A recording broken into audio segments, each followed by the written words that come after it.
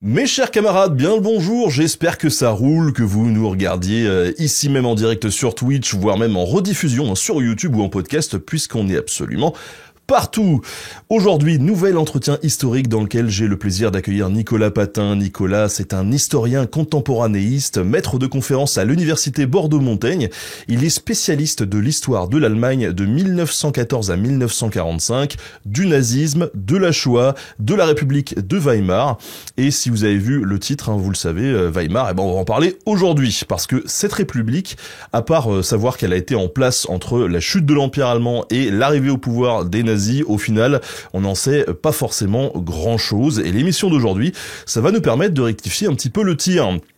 Nicolas a écrit plusieurs livres et articles sur ses spécialités. On peut citer notamment La catastrophe allemande de 1914-1945 en 2014. On peut citer également Krüger, un bourreau ordinaire et pas un bureau ordinaire en 2017, ou encore Le monde nazi 1919-1945 qu'il a écrit avec Johann Chapoutot et Christian Ingrao, qu'on a d'ailleurs reçu plusieurs fois dans cette émission. Nicolas, il est aussi passé chez le copain Rivenzi, faut le souligner, au moment de la sortie de ce livre, donc je vous mets un petit lien dans le chat, dans la description, parce que cet entretien il est super intéressant aussi, et que Rivenzi, je l'aime de tout mon cœur. Voilà. Maintenant je vous propose de parler Weimar avec Nicolas. Bonjour Nicolas. Bonjour, merci pour l'invitation. Avec grand plaisir, merci à toi de nous accorder un petit peu de ton temps aujourd'hui pour parler de Weimar. Bon, alors, question en préambule que je pose à tous mes invités. Comment est-ce que toi, tu es tombé dans le chaudron ? C'est vraiment, sur la liste de questions, c'est vraiment celle où j'ai séché depuis hier soir en disant « Oh mince, comment je vais expliquer ça, etc. » Encore une fois, merci pour l'invitation, et puis un petit salut à Rivenzi qui fait toujours des beaux boulots. Quand on pose la question à n'importe qui de pourquoi tu fais ce que tu fais, en général, il invente une espèce de cohérence absolue. Depuis qu'il avait 4 ans, il voulait faire ça, etc. Et en fait, c'est faux. Donc moi, c'est pareil. Il y a beaucoup de hasard. C'est ce que je dis souvent à mes étudiants aussi, quand ils sont un peu perdus, qu'ils arrivent à la fac, ils savent pas quoi faire. Je savais pas quoi faire. C'était vraiment assez flou. Je voulais être écrivain. J'avais aucun lien avec l'Allemagne. Je parlais même pas allemand. Donc voilà. Et puis au fil des études, au fil des choix qui avaient pas grand-chose à voir avec tout ça, je voulais être indépendant financièrement, etc. Bref, j'ai choisi l'histoire, même pas au début allemande, vraiment l'allemand c'était pas mon truc à part Rammstein, on va être vraiment très clair. Et c'est en arrivant à Berlin pour mon master 1, à l'époque maîtrise, que là vraiment il y a eu un électrochoc. Je suis vraiment tombé amoureux de la ville, avec cette idée de dire ok, je veux habiter là, c'est là que plein de choses se passent, puis ça me correspondait personnellement. Et puis là-dessus c'est greffé, se sont greffées évidemment des questions, mais je pense que tout le monde les a, c'est-à-dire comment au milieu du XXe siècle on arrive à une horreur comme Auschwitz, puis en régressant un petit peu chronologiquement, vraiment, comment cette Allemagne que je voyais au jour le jour en habitant à Berlin, etc. pendant quelques années, comment cette Allemagne-là, elle avait pu en 1933 mettre Hitler au pouvoir. Et ces questionnements-là, beaucoup de gens se posent ces questions. J'ai essayé de les travailler dans le long terme, et puis avec le temps, c'est devenu c'est vraiment une histoire qui, déjà, être historien, c'est très cool. Être prof de fac, c'est extrêmement chouette. C'est un métier dont je suis hyper heureux, parce qu'il y a le contact avec les étudiants, etc. C'est vraiment top. Et puis l'Allemagne, c'est vraiment ce pays-là, et puis plus largement l'Europe, de dire ok, qu'est-ce qui s'est passé dans ce XXe siècle.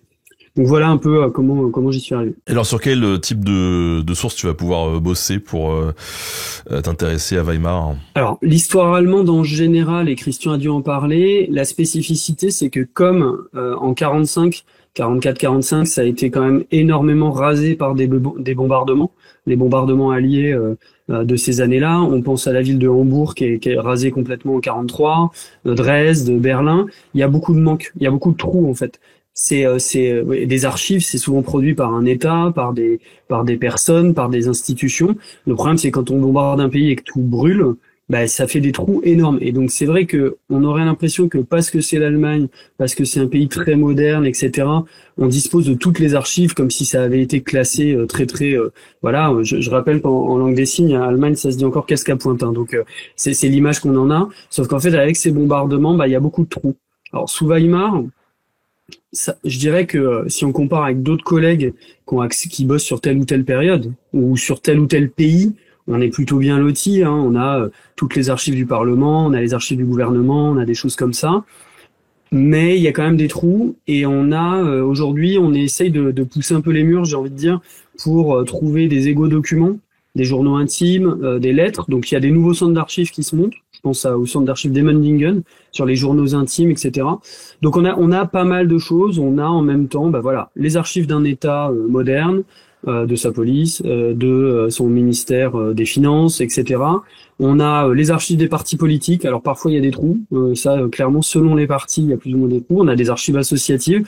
On a pas mal de choses, mais avec parfois des choses des trous auxquels on s'attend pas. Alors on va entrer dans le détail dans la suite de cet entretien, hein, puisqu'on a près de 2 heures ensemble. Mais je l'ai vu aussi dans les commentaires que j'ai eu sur les différents réseaux quand j'ai annoncé ce sujet. Weimar s'est perçu soit comme une catastrophe politique qui a favorisé l'arrivée au pouvoir d'Hitler, soit comme une sorte de révolution culturelle. Alors, je vais commencer dans le trollage actif. En 2007, j'étais à un machin de boulot, une rencontre de boulot des présidents des régions de France très intéressant. Et tu t'en souviens peut-être pas, mais il y avait les élections présidentielles, il y avait Ségolène Royal. Et je crois qu'il y a un président de région qui vient me parler, et moi j'étais déjà en thèse, et il me regarde et il me dit « Mais Ségolène Royal, c'est Weimar ». Donc moi, j'étais clairement en PLS, j'étais en mode « De quoi parles-tu ?» Et en fait, effectivement, c'était plutôt le côté légende noire de la République de Weimar, donc cette République qui commence en 1918 et qui malheureusement se termine le 30 janvier 1933 avec l'arrivée d'Hitler au pouvoir. En fait, soit on la connaît pas, et c'est normal, c'est pas grave, on n'est pas censé tout connaître, soit, voilà, quand on dit Weimar, il y a deux choses. Soit on voit, en gros, le Reichstag en train de brûler, l'Assemblée nationale, c'est-à-dire que Weimar est perçu par sa fin, par l'arrivée d'Hitler au pouvoir. Donc là, c'est la légende noire, hein. C'est vraiment le régime qui a permis à Hitler d'arriver au pouvoir. Soit on voit clairement Babylon Berlin, la série, où en l'occurrence on voit une garçonne, hein, une belle femme aux cheveux courts, en train de boire un martini, en étant complètement dans un autre monde, dans une soirée un peu sympa, quelque part dans un bar de Weimar, de Berlin pour le coup. Et cette République de Weimar, elle renvoie beaucoup plus à un imaginaire culturel, le jazz, l'architecture du Bauhaus, les transgressions artistiques. Et en fait, ça, c'est la légende dorée des années folles. En allemand, ça existe, hein, les années folles, ça s'appelle Goldene Zwanziger, tout comme en Angleterre ou aux États-Unis, ça s'appelle Roaring Twenties. Et en fait, Weimar est bloqué entre ces deux choses, entre une légende complètement noire, celle de son échec politique, ou une légende totalement dorée, celle de la fiesta tous les jours et de l'effervescence artistique. Évidemment, c'est les deux. C'est entre les deux et c'est les deux. Et alors pourquoi le nom de République de Weimar? Alors ça c'est hyper simple, on rentre déjà un peu dans le détail, on va en reparler, hein. Weimar est né d'une révolution. Alors on n'associe pas directement Allemagne et révolution, mais il y a eu une révolution allemande, hein, une révolution d'extrême gauche, de gauche, etc. Et les troubles politiques étaient tellement forts que quand la République est fondée en janvier 1919, les responsables politiques de l'époque considèrent qu'il vaut mieux fuir Berlin parce qu'il y a trop d'émeutes, il y a trop de révoltes, et donc ils vont se mettre dans la petite ville de Weimar, bien calme. Alors nous, ça nous parle pas forcément, mais Weimar, c'est vraiment très connu en Allemagne parce que c'est la ville de ce qu'on appelle les Denker und Dichter, les penseurs et les poètes. C'est la ville de la culture allemande classique. Et donc se réfugier à Weimar, c'est tout un symbole. C'est vraiment se remettre dans une tradition de l'Allemagne des grands penseurs, de Goethe et de Schiller, etc. Donc voilà, c'est pour ça que ça s'appelle la République de Weimar. Mais pour le coup, les institutions, elles étaient à Berlin, comme depuis des dizaines d'années, quoi. Pour poser un petit peu les choses, à la fin de la Première Guerre mondiale, comment ça se passe pour les Allemands? Ils sont dans quel état d'esprit? J'ai cru que tu allais dire ils sont dans quel état, et ils sont dans un mauvais état. Ils sont dans un mauvais état. Voilà, il est 9h du mat, faut y aller un peu doucement. Je pense qu'ils sont dans un mauvais état. En fait, bon, comme d'habitude, on part sur des représentations où on n'a pas forcément 14-18. L'imaginaire des gens qui nous regardent aujourd'hui, il est très centré sur la France, les tranchées, Verdun, etc. On se pose rarement la question de qui il y a en face.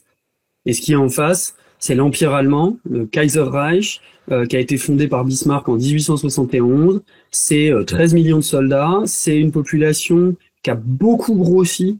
L'Allemagne, la France est stable du point de vue démographique, l'Allemagne pas du tout. Elle passe de 40 millions à 67 millions d'habitants en 40 ans. Donc c'est une population très jeune et on a 13 millions de soldats dans les tranchées. Il faut faire un petit tri qui est que en même temps toute l'Europe vit des choses qu'on connaît bien, c'est-à-dire les tranchées, la guerre industrielle, c'est un choc majeur. Hein. C'est-à-dire, les gens ont prévu une guerre, les militaires ont prévu une guerre en 14, et c'est pas du tout cette guerre-là qui leur arrive sur le coin de la tête. Hein. C'est une guerre, celle de voilà qu'on connaît aussi bien en France, hein, des obus, de la mort de masse. C'est une guerre qui va traumatiser l'Europe. L'Allemagne, elle a ce vécu-là, mais elle y ajoute plusieurs choses. Un empire autoritaire, donc avec des liens hiérarchiques très durs, avec du point de vue politique, pas du tout comme en France. En France, c'est le Parlement qui va reprendre la main un petit peu sur la guerre, même s'il y a les chefs militaires. En Allemagne, on a une quasi-dictature militaire du plus grand général qui s'appelle Hindenburg et de Ludendorff. Des conditions dans les tranchées qui sont difficiles, un peu comme pour les autres, mais surtout à l'arrière, une très mauvaise répartition des denrées, de l'alimentation. Il y a un blocus, alors qui est pas du tout connu, il y a un blocus franco-allemand qui va aboutir à des centaines de milliers de morts civils, femmes, enfants, vieillards. Les chiffres sont contestés, mais en gros, le chiffre, c'est 733 000 morts.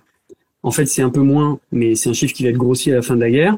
Et donc, on a une Allemagne qui, quand même, au fur et à mesure des défaites de l'année 17-18, est dans des conditions socio-économiques très difficiles. Donc, pour le dire de manière vraiment pédagogique, même si c'est un peu exagéré, faut imaginer que l'Allemagne, entre la France de 17, la France des grandes révoltes de 17, et la Russie, qui va rentrer en révolution en 1917, on est un peu entre les deux. C'est-à-dire que vraiment, les conditions sociales sont mauvaises, il y a de la famine.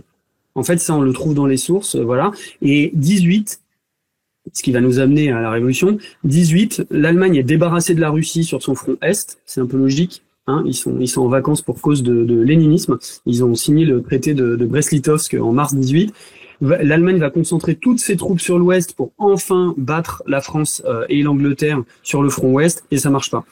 Et là, à partir de cet échec-là, des offensives de printemps, le front se délite complètement, il y a des désertions au mois d'août, etc., et ça sent la fin. Au moment de la fondation de la République de Weimar, la guerre, elle est toujours en cours ou pas? Là, on a un enchaînement de faits qui sont extrêmement rapides, extrêmement précis et assez peu connus parce qu'ils ont été tordus par l'extrême droite, ils ont été renversés.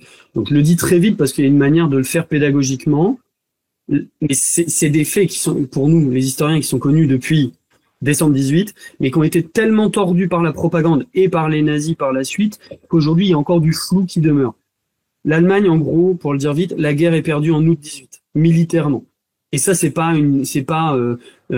discutable. C'est-à-dire qu'il y a le 8 août, l'Allemagne connaît une défaite atroce. Dès la fin septembre, les autorités militaires déclarent la guerre perdue. La guerre est perdue. Il y a une tentative de changement du régime par en haut, au mois d'octobre. Ça échappe des mains aux dirigeants politiques. Ça dégénère dans une révolution politique qui a lieu début novembre. Et de cette révolution-là va naître la République de Weimar, qui en fait, ça on va avoir le temps d'en discuter, mais il y a eu l'élection d'une assemblée constituante, d'un nouveau régime en janvier. Je rentre pas dans les détails pour l'instant. Donc on a vraiment défaite militaire, révolution, traité de paix, nouveau régime. Et donc effectivement, on a une période qui est complexe parce que il y a un gouvernement provisoire. Voilà, on a octobre-novembre, c'est compliqué. Il y a une densité de faits extrêmement forte. Mais c'est vraiment ce qu'il faut retenir, c'est que un peu comme en Russie, vraiment là, la comparaison avec la Russie, ça fonctionne. On a la défaite militaire, la révolution, le nouveau régime. Sauf qu'en Russie, évidemment, ça va amener à autre chose. Et c'est comme ça que ça se passe. Donc effectivement, c'est pas la République de Weimar qui fait la révolution. La République de Weimar est une conséquence de la révolution allemande et de la défaite. Quand on parle des nazis, c'est le Troisième Reich. Donc là, c'était la fin du Deuxième. C'est ça, c'est la fin du Deuxième Reich. Et les nazis parlent du Troisième Reich, c'est un terme nazi, c'est pour ça qu'on le met toujours entre guillemets. Hein. C'est la dictature nationale-socialiste. Mais effectivement, le Second Reich, c'est le Reich fondé par Bismarck en 71, avec deux grands empereurs, Guillaume Ier d'abord, et puis Guillaume II. Et au moment de la fin de la guerre, c'est toujours Guillaume II qui est aux manettes. On a une question de la part du public. Est-ce que tu partages l'avis de Yoann Chapoutot sur un Hindenburg pas super militaire, mais avec un look qui correspondrait mieux à l'idée du Prussien, et que le vrai stratège, c'était Ludendorff? Le look, j'aime bien la notion de look quand on parle d'Hindenburg, ouais. Oui, tout à fait. Enfin, Hindenburg, oui, complètement. C'est-à-dire qu'en fait, on a un binôme qui dirige ce qu'on appelle l'OHL, le grand QG, le grand quartier général, pardon. En France, on dit GQG, grand quartier général, en allemand OHL, Oberste Heeresleitung. Et le grand chef de guerre, c'est théoriquement c'est Hindenburg qui a arrêté les Russes en août 14. Première grosse offensive russe, il les a arrêtés à Tannenberg. Donc il est vraiment perçu comme un héros de guerre. Mais c'est un vieux général, hein. Il est déjà à la retraite avant 14. Et c'est quelqu'un qui a eu une belle carrière militaire, mais qui a pas fait grand-chose. Et le vrai stratège, ouais, c'est Erich Ludendorff, qui est son second, on va dire. Mais c'est lui qui théorise cette guerre sur deux fronts, la possibilité de résister à l'Est puis à l'Ouest. Et ce qui est intéressant, en tout cas très important pour comprendre l'Allemagne de l'époque, d'après, c'est que les deux vont avoir des carrières politiques à l'extrême droite pour Ludendorff. Voilà, il va un peu partir trop loin. C'est lui qui fait le putsch de la brasserie avec Hitler en 23, quand même. Et Hindenburg va devenir président de la République en 1925. Donc voilà, ces grands hommes de la Première Guerre mondiale, ils ont un poids décisif pour comprendre ce qui va peser sur la République de Weimar. Alors, tu nous as parlé de soulèvement, du coup, à la fin de cette Première Guerre mondiale. Comment ça s'est passé? Comment est-ce que le Deuxième Reich, il a été renversé? Ça, c'est vraiment un truc sur lequel j'insiste parce que ça a beaucoup bougé en 2018. Quand on parle Allemagne, on imagine, on peut faire le test auprès de tes spectateurs. Je peux leur demander qui est le président allemand aujourd'hui. J'ai pas dit le chancelier. Le chancelier, ils savent pas trop, je pense non plus, Merz. Mais le président, je pense qu'ils savent pas. Avec le décalage, vous avez à peu près 30 secondes. Allez, c'est qui le président? Voilà. C'est ça. Mais l'Allemagne, vraiment, perçue de France, on voit d'Eric pour les plus vieux. On voit Tokyo Hotel, on voit Bismarck avec un casque à pointe. C'est-à-dire qu'on a vraiment cette vision d'un État d'autorité qui correspond pas bien avec l'image qu'on a un peu, notre image à nous-mêmes de la France, révolutionnaire, 1789, la Commune et tout. Or, l'Allemagne, en 1918, il y a une vraie révolution politique. C'est-à-dire pour comparer, comme 1789, comme, si on veut, 1917 en Russie. Alors, comment ça se passe? Comme je l'ai dit, en août 1918, septembre 1918, en fait, il y a un délitement de l'armée. C'est-à-dire les soldats commencent à déserter. Et vraiment, par en bas, il commence à y avoir des contestations dans le monde ouvrier, dans le monde militaire. Ça, on n'est pas habitué, mais il y a des contestations, c'est des trucs tout bêtes, hein. Il y a le modèle russe aussi. Les soldats veulent élire leurs officiers. Alors rien que là, faut imaginer un officier prussien. À l'époque, pour dire service militaire, on disait on va chez les Prussiens. Hein, donc voilà, faut pas oublier ça. C'est un Bavarois, il est pas très content quand il a son officier supérieur prussien qui lui crie dessus en faisant ce qu'on appelle des chicanes à l'époque, des brimades. Et tout ça commence à se déliter. Tu me dis hein, si je vais trop dans le détail, etc. Mais en octobre... On est là pour digresser, vraiment... Nickel, on a du temps, mais en octobre, les autorités politiques se rendent compte que ça va pas être possible, qu'en gros, le régime est en train de s'écrouler. La défaite militaire a été actée par Ludendorff le 27 septembre à Spa, dans le quartier général. Il a acté, il a dit on peut plus gagner. Il a pas dit on a perdu, il dit on peut plus gagner cette guerre. Et en fait, les autorités politiques, l'Allemagne, elle est aussi marquée par des très gros partis politiques qui sont très puissants, notamment le Parti social-démocrate, marxiste, le SPD. Les grands partis politiques vont dire, OK, vous êtes plus capable de gérer. Ce qu'on fait, c'est qu'on va essayer de faire une transition de régime la plus douce possible, et notamment passer de l'Empire à une monarchie constitutionnelle. Monarchie constitutionnelle, ça veut dire quoi? On garde l'Empire, on garde la famille royale, les Hohenzollern, Guillaume II, mais on va donner plus de place au Parlement, donner plus de place aux partis politiques, essayer de faire une démocratie plus fonctionnelle. Ils essayent de faire ça au mois d'octobre. Ils nomment un nouveau chancelier qui s'appelle Max von Baden, Max de Bade. Et en fait, il y a toutes ces négociations-là, il y a des questions sur l'abdication du Kaiser, de l'empereur et tout. Et en fait, ça leur échappe. Pourquoi? Parce que fin octobre, début novembre, la révolution par en haut est doublée par une révolution par en bas. Les marins, les chantiers navals de Kiel, vous savez, vous avez des grandes villes un peu comme Saint-Nazaire, etc. en France, des grandes villes qui sont des grandes villes ouvrières et de soldats, de marins, comme Kiel, comme Hambourg, c'est un grand port aussi, etc. Ces villes-là, elles savent un petit peu que la guerre est en train d'être perdue et les marins veulent pas partir pour une dernière offensive maritime. À l'époque, la marine, c'est un corps d'armée ultra dur, très hiérarchique, etc. Et en fait, le 3 novembre 1918, il y a une révolte à Kiel, des marins et des ouvriers des chantiers navals. Et là, en fait, en quelques jours, très peu de jours, 4 novembre, 5 novembre, ça dégénère en une vraie révolution où se fondent en fait des conseils d'ouvriers et de soldats. Conseil en allemand, ça se dit Räte, et ça veut dire soviet. C'est-à-dire en russe, soviet, c'est des conseils. C'est-à-dire qu'en fait, pour le dire très cash, pour s'il y a des étudiants de Bordeaux-Montagne, ils vont comprendre parce que effectivement, on est dedans en ce moment. C'est des AG. En fait, c'est une assemblée générale. on refuse, on arrête tout, on arrête de travailler, on fait la grève et on fait des assemblées générales, des conseils en disant aujourd'hui nous sommes souverains, le conseil, le rat de Kiel ou de Wilhelmshaven est souverain, on ne reconnaît plus l'Empire, on ne reconnaît plus rien et on décide ce qu'on veut faire. Et donc c'est ces conseils-là qui vont essaimer partout en Allemagne jusqu'à arriver à Berlin le 9 novembre. Et le 9 novembre, qu'est-ce qui se passe? C'est tellement, cette révolution est tellement forte, les officiers n'ont plus le pouvoir sur leurs soldats, les patrons n'ont plus le pouvoir sur les ouvriers. Philippe Scheidemann, qui est un membre du Parti social-démocrate, déclare la République allemande. Alors, juste pour te tenir au courant, on a eu quelques réponses, ils ont dégainé direct en disant c'est Steinmeier. Bravo les gars. Voilà. Mais avec les doigts. Vous êtes très forts, vous connaissez parfaitement l'Allemagne. Je suis ébahi. Mais alors, comment ok, on proclame la République, mais comment ces différents foyers, ils ont réussi à s'unir? Parce que c'est toujours le même problème. Quand t'as une AG à un moment donné, c'est bien, mais il faut que les différentes AG puissent se coordonner, quoi. Je vais éviter de faire du troll actif de pseudo jeunes boomers de mouvements étudiants. Bon, en France, comme on fait quand c'est par exemple des AG dans des facs, on fait une coordination nationale étudiante. Bon là, en fait, c'est pas ça. C'est que déjà sur le front, il y a des conseils d'ouvriers qui se montent. Il y a des relais. On est dans une société moderne avec des titres de presse extrêmement puissants, avec des relais. Le Parti social-démocrate. Etc. Il y a 1 million de membres. Hein.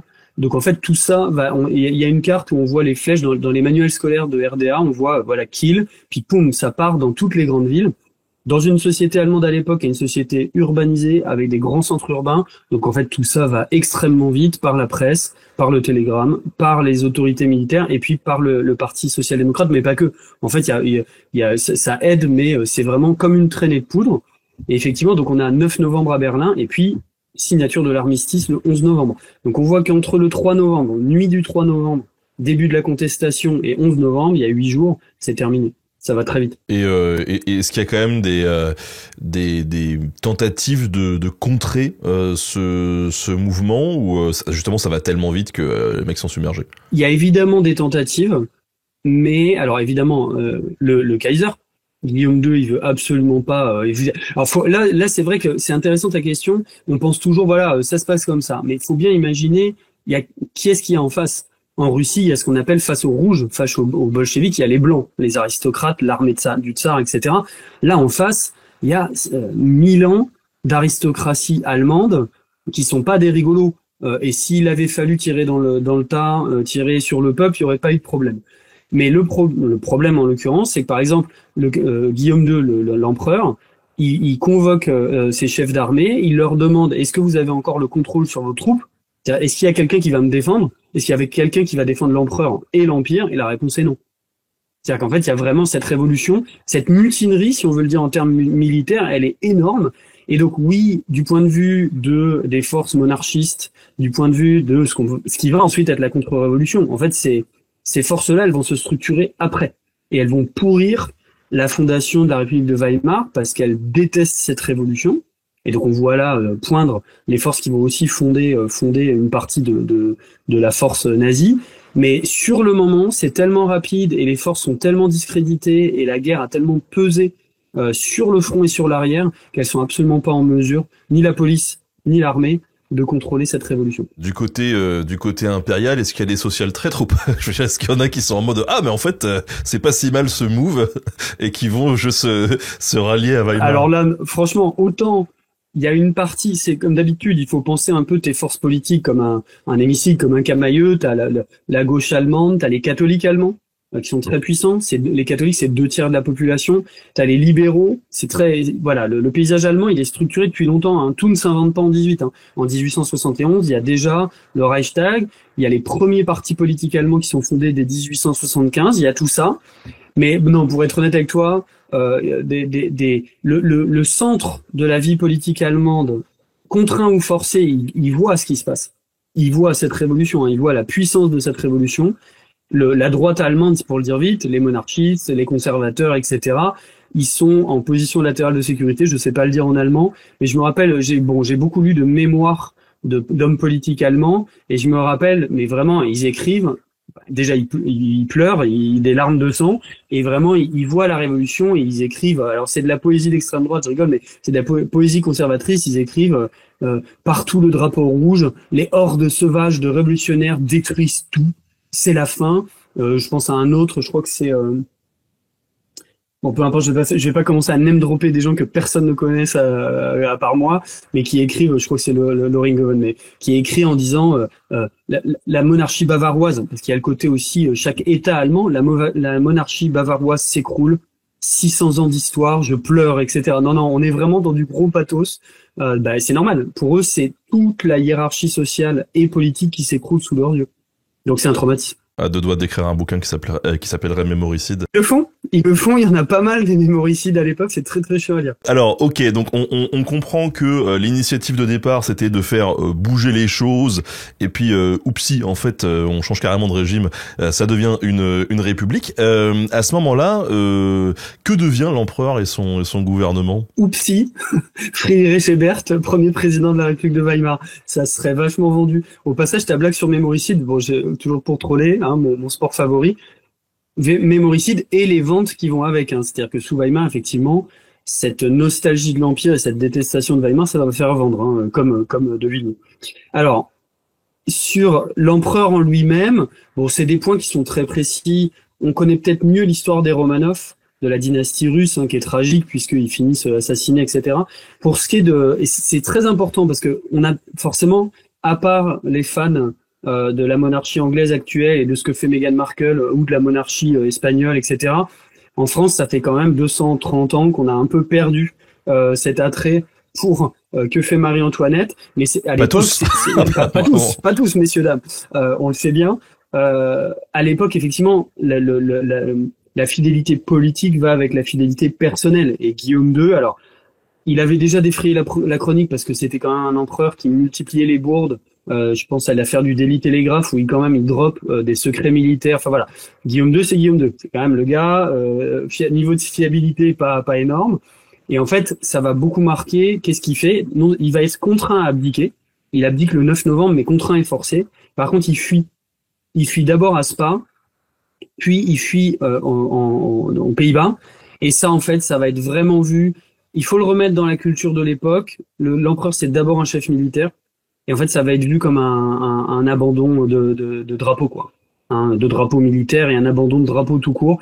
Donc la fuite du Kaiser aux Pays-Bas, même s'il a été contraint à abdiquer le 9 novembre, Max de Bade annonce, malgré lui, malgré le refus du Kaiser, il annonce l'abdication. Cette fuite en dehors du territoire national, alors que la guerre n'est pas encore finie, ça va être perçu comme un abandon. Et j'ai envie de dire que le mouvement monarchiste ne s'en relèvera pas. C'est-à-dire que la possibilité d'une restauration dans la République de Weimar, qui est une tentation, hein, pour les forces de droite, les forces conservatrices, ils s'en relèveront pas, parce qu'en fait une telle tâche symbolique, ça fonctionne pas, quoi. Bon, écoute, en tout cas, merci de me filer des cartouches, parce qu'avec l'équipe, on était en train de se dire, tiens, il faut qu'on rebondisse sur cette actualité là où les gars sûrs de Trump, ils ont intégré un journaliste dans la boucle Signal et ils ont divulgué des informations secrètes. Je me dis, tiens, hop, on va rebondir sur Guillaume II tout de suite. Voilà. Un mec comme Guillaume II, c'est vraiment, non, tu te tires une balle dans le pied, en fait.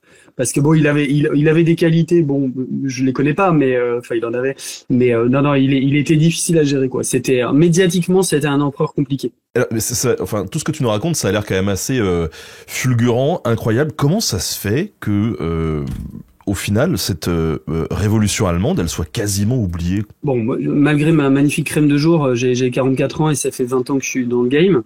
Moi, j'avais toujours cette question de comment fonctionne une révolution.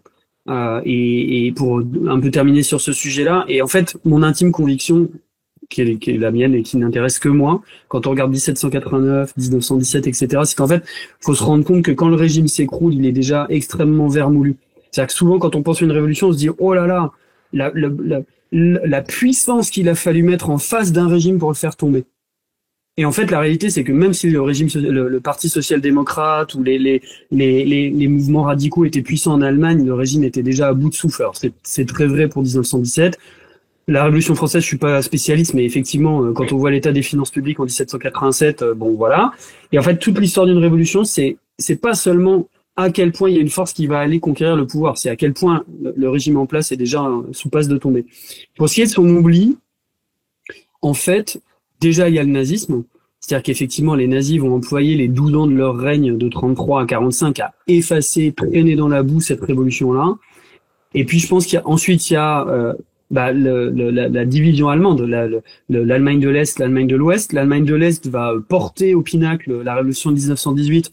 Mais comme effectivement en 1989, ça se casse la figure, il y a plus personne pour porter ça. Et il y a une ambiguïté, c'est-à-dire qu'il y a une difficulté à se dire, de cette révolution est née cette république qu'on a du mal à aimer, parce qu'elle a donné lieu au Troisième Reich. Et donc en fait, c'est pour ça que je te parlais de 2018 là tout à l'heure.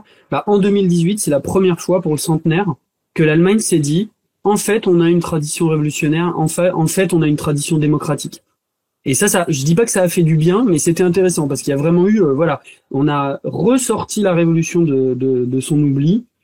Il y a eu plein d'expositions. Il y a eu une exposition au musée historique de Berlin, le Deutsches Historisches Museum, sur 1918-2018, l'Allemagne en révolution. Et donc l'Allemagne a un peu redécouvert sa tradition révolutionnaire et démocratique. Une fois qu'on décide qu'on va mettre en place cette République de Weimar, alors comment est-ce qu'elle se met en place? Quelles sont les différentes étapes? Et important, est-ce qu'il y a eu des désaccords entre les différents acteurs qui voulaient mettre en place cette République? Parce qu'on imagine bien, enfin quand on voit le bordel aujourd'hui, ils se disent on veut une 6e République. Il y a des gens qui disent ok, on est d'accord, mais ils sont pas d'accord entre eux sur qu'est-ce qu'il va y avoir dedans. Je vais pas reprendre la ref, sinon je vais dire des bêtises. Mais alors, tu disais tout à l'heure, et je te reprends, mais pour avancer, tu disais il y a la révolution, ils veulent mettre en place une république. Pas du tout en fait.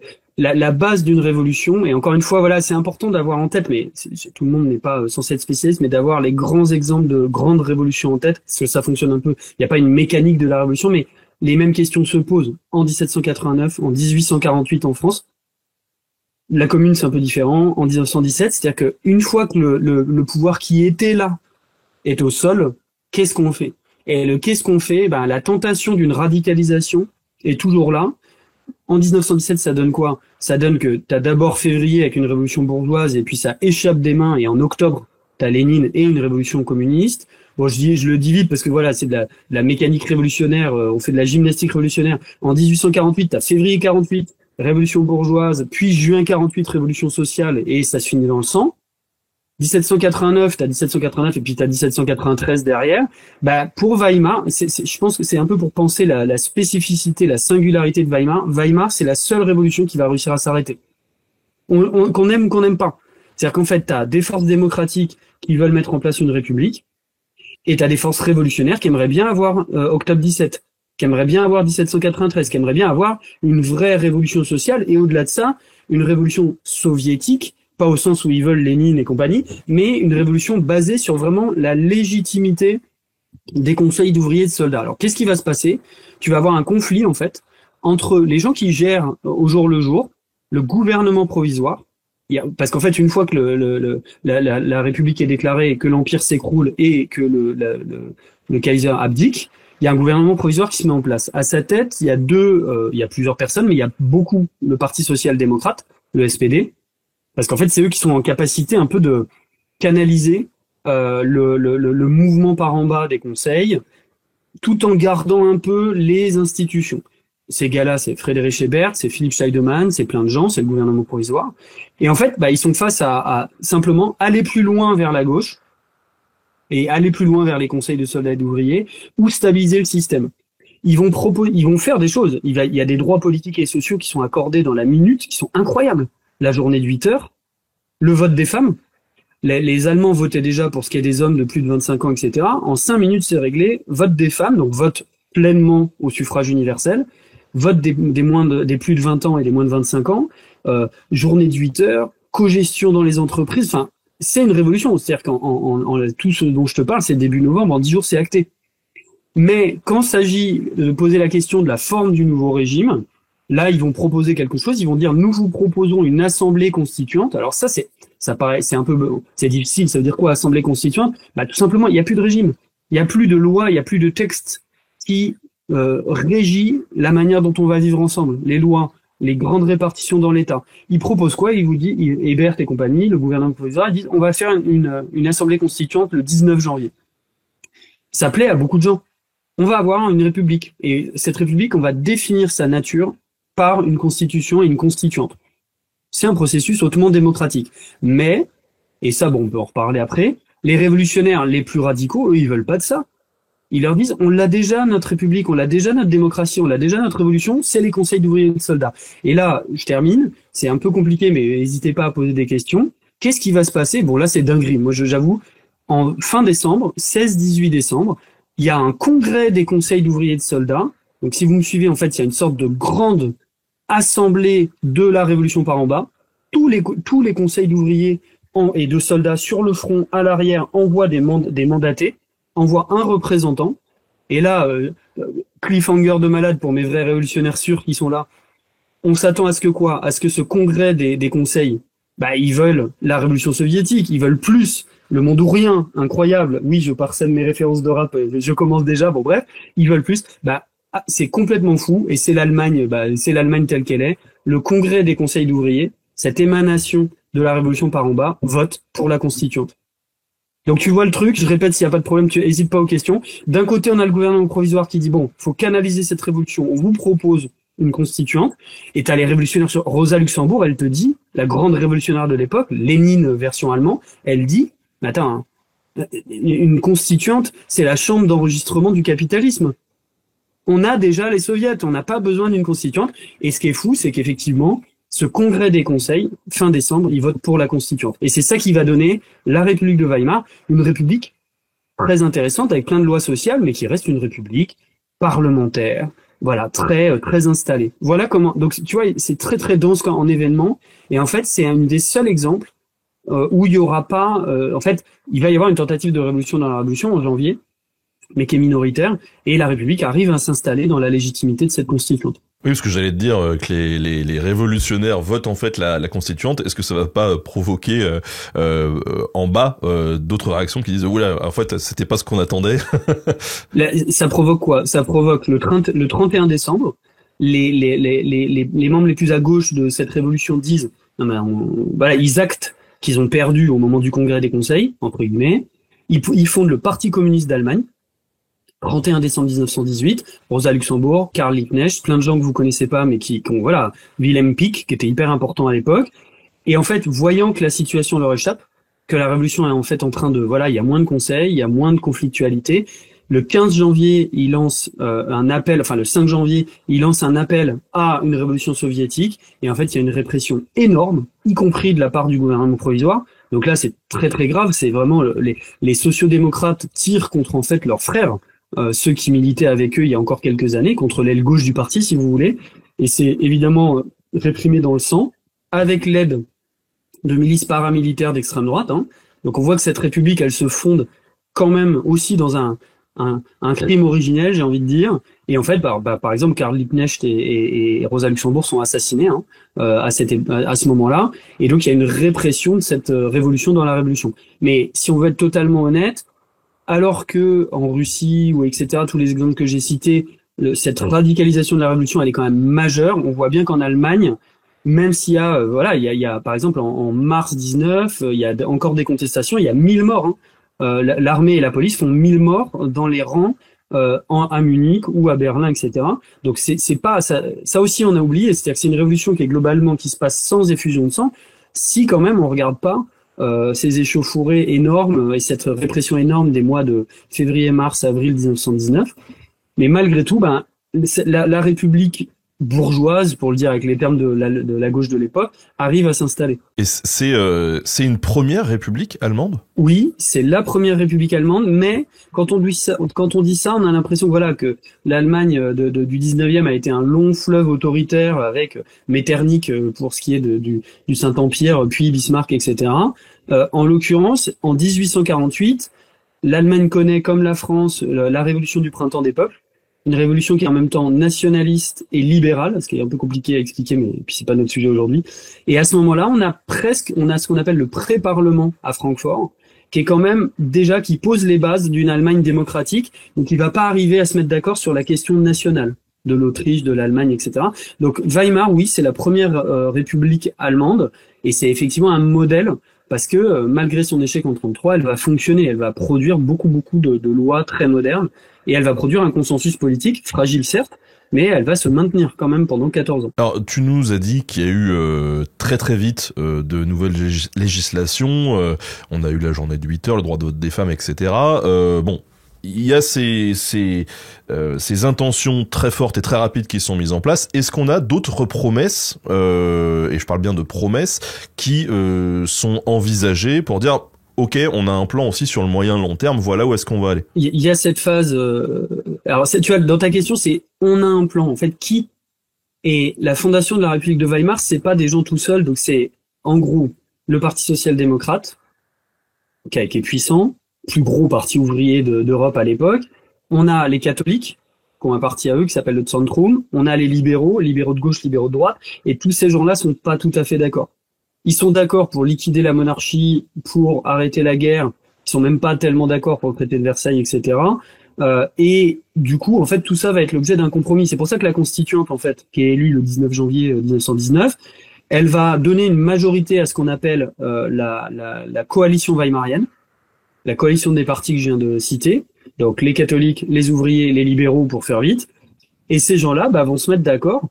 Et il y a quand même un consensus sur certaines choses pour mettre en place non seulement des droits politiques, bon évidemment liberté de la presse, ça c'était déjà là, mais ce suffrage universel complet, un régime parlementaire, donc ça on en parlera peut-être, mais le régime weimarien il est assez intéressant, il est assez moderne pour une république parlementaire, des lois sociales, alors ça effectivement, typiquement tous les partis de gauche de l'époque en Europe, parti socialiste, la SFIO, si on veut, enfin, en France, Jean Jaurès et tout, voulaient la même chose, ils voulaient la journée de 8 heures. C'est-à-dire qu'à l'époque, il y a des choses qu'il est pas mauvais de rappeler. Au début 19e en Europe, le temps de travail moyen d'un ouvrier, moyen, c'est 72 heures par semaine. 72 heures. C'est-à-dire qu'en fait, il y a que le dimanche qui est chômé, et les journées, c'est 12 heures, mais c'est un temps moyen. Donc en fait, la revendication de 8 heures, la journée de 8 heures sur 6 jours, donc 8 heures de travail, 8 heures de loisirs, 8 heures de sommeil, à l'époque, c'est le Graal pour l'international socialiste, etc. Ça, c'est accordé le 15 novembre, dès le 15 novembre, il n'y a même pas la République de Weimar. On voit que là, le gouvernement provisoire pousse un peu son va-tout en disant, bon, on est dans une situation révolutionnaire, les ouvriers sont armés, profitons-en. C'est la signature des accords Legien-Stins. Karl Legien, c'est le grand dirigeant des syndicats libres. Stins, c'est le patron du MEDEF, quoi. C'est Hugo Stins, le grand patron de il signe la journée de 8 heures, et il signe quelque chose qui est un peu technique, mais voilà, c'est aussi ça l'histoire. On n'est pas là juste pour des généralités. Il signe les accords de cogestion en entreprise. Et alors ça propulse l'Allemagne dans quelque chose qui est beaucoup plus moderne que tous les pays de l'époque. La cogestion, ça veut dire quoi? C'est que les syndicats sont associés, syndicats ouvriers, les syndicats du personnel, si vous voulez, sont associés à la décision dans les entreprises. On voit que encore aujourd'hui, ça vous explique, même s'il y a eu beaucoup de changements depuis, ça vous explique aussi cette tradition allemande. Les Allemands aujourd'hui sont énormément syndiqués, beaucoup plus que les Français. C'est des taux extrêmement forts, et ça vous explique pourquoi, dans le monde ouvrier et industriel allemand aujourd'hui, les choses sont beaucoup plus négociées en fait, et parfois beaucoup plus rapidement qu'en France, parce qu'il y a cette culture de la cogestion. Donc ça, c'est des avancées énormes économiques à l'époque. Puis il y a tout un ensemble d'autres décisions qui concernent, alors c'est des exemples on en parlera peut-être après, mais par exemple sur la question des mœurs, il n'y a pas de remise en cause de la pénalisation de l'homosexualité, mais clairement il y a des avancées énormes sur le papier, dans les décisions, sur les statuts sociaux, etc. de tout ça, et ça on le retrouve dans Weimar. Donc voilà, ça c'est des exemples, mais il y en a des dizaines. Puis vraiment sur l'architecture constitutionnelle de Weimar, on a par exemple le RIC des Gilets jaunes, le référendum d'initiative citoyenne, il est mis en place. Donc voilà, il y a tellement de choses, il y a la représentation parlementaire et ses décisions possibles. Donc on a une république qui se met en place très vite et qui propose des avancées modernes extrêmement fortes. Ça aurait dû être un argument, ça, durant les Gilets jaunes. On dirait, regardez, ils l'ont fait il y a 100 piges. J'en ai parlé à l'époque pour les Gilets jaunes à Bordeaux, on en a discuté. Comment te dire que Weimar, c'était pas tout à fait la rêve qu'ils avaient envie de mobiliser. Mais voilà. D'autant que les RIC sous Weimar, ils ont été utilisés à plusieurs reprises, mais aussi par l'extrême droite. Donc ça fait désordre. Quand on a préparé l'entretien, tu nous as aussi expliqué qu'il y avait une assurance chômage pas mal en avance sur son temps. Oui, alors en fait, là c'est toute la complexité de l'Allemagne de l'époque. Il y avait déjà une assurance chômage avant 14, qui avait été mise en place par Bismarck. Alors là, on se dit, ok, c'est donc le multivers.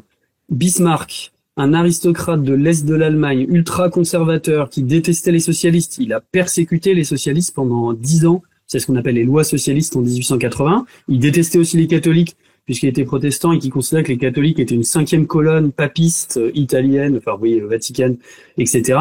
Donc Bismarck, c'est pas le plus rigolo, c'est le chancelier de fer, celui qui disait qu'il allait faire l'unité allemande, durch Eisen und Blut, c'est quand même vachement mieux en allemand, par le fer et par le sang. Malgré tout, Bismarck, en plus de tout ce que je viens de dire, était un esprit extrêmement tactique. Dans les années de sa chancellerie, puisque c'est le chancelier allemand, il va mettre en place une assurance chômage. Alors là, on s'est dit, waouh, qu'est-ce qu'il fait, quoi? Bah, tout simplement pour couper le pied, couper l'herbe, couper le pied. Ouais, il voulait couper le pied aussi. C'est, voilà, 9h40, il n'y a plus personne. Il voulait couper l'herbe sous le pied des révolutionnaires et des socialistes en disant, si moi, je fais une assurance chômage, j'éviterai une révolution. Et donc, c'est vrai que très rapidement, Bismarck met en place ce qu'on appelle les lois sociales qui vont faire de l'État, bien avant 14, de l'État allemand, un État relativement moderne. Mais vous voyez, c'est là où il faut pas se tromper. C'est pas parce qu'il aime le prolétariat, hein. C'est parce qu'il le déteste et que du coup il fait des réformes préventives pour éviter la révolution.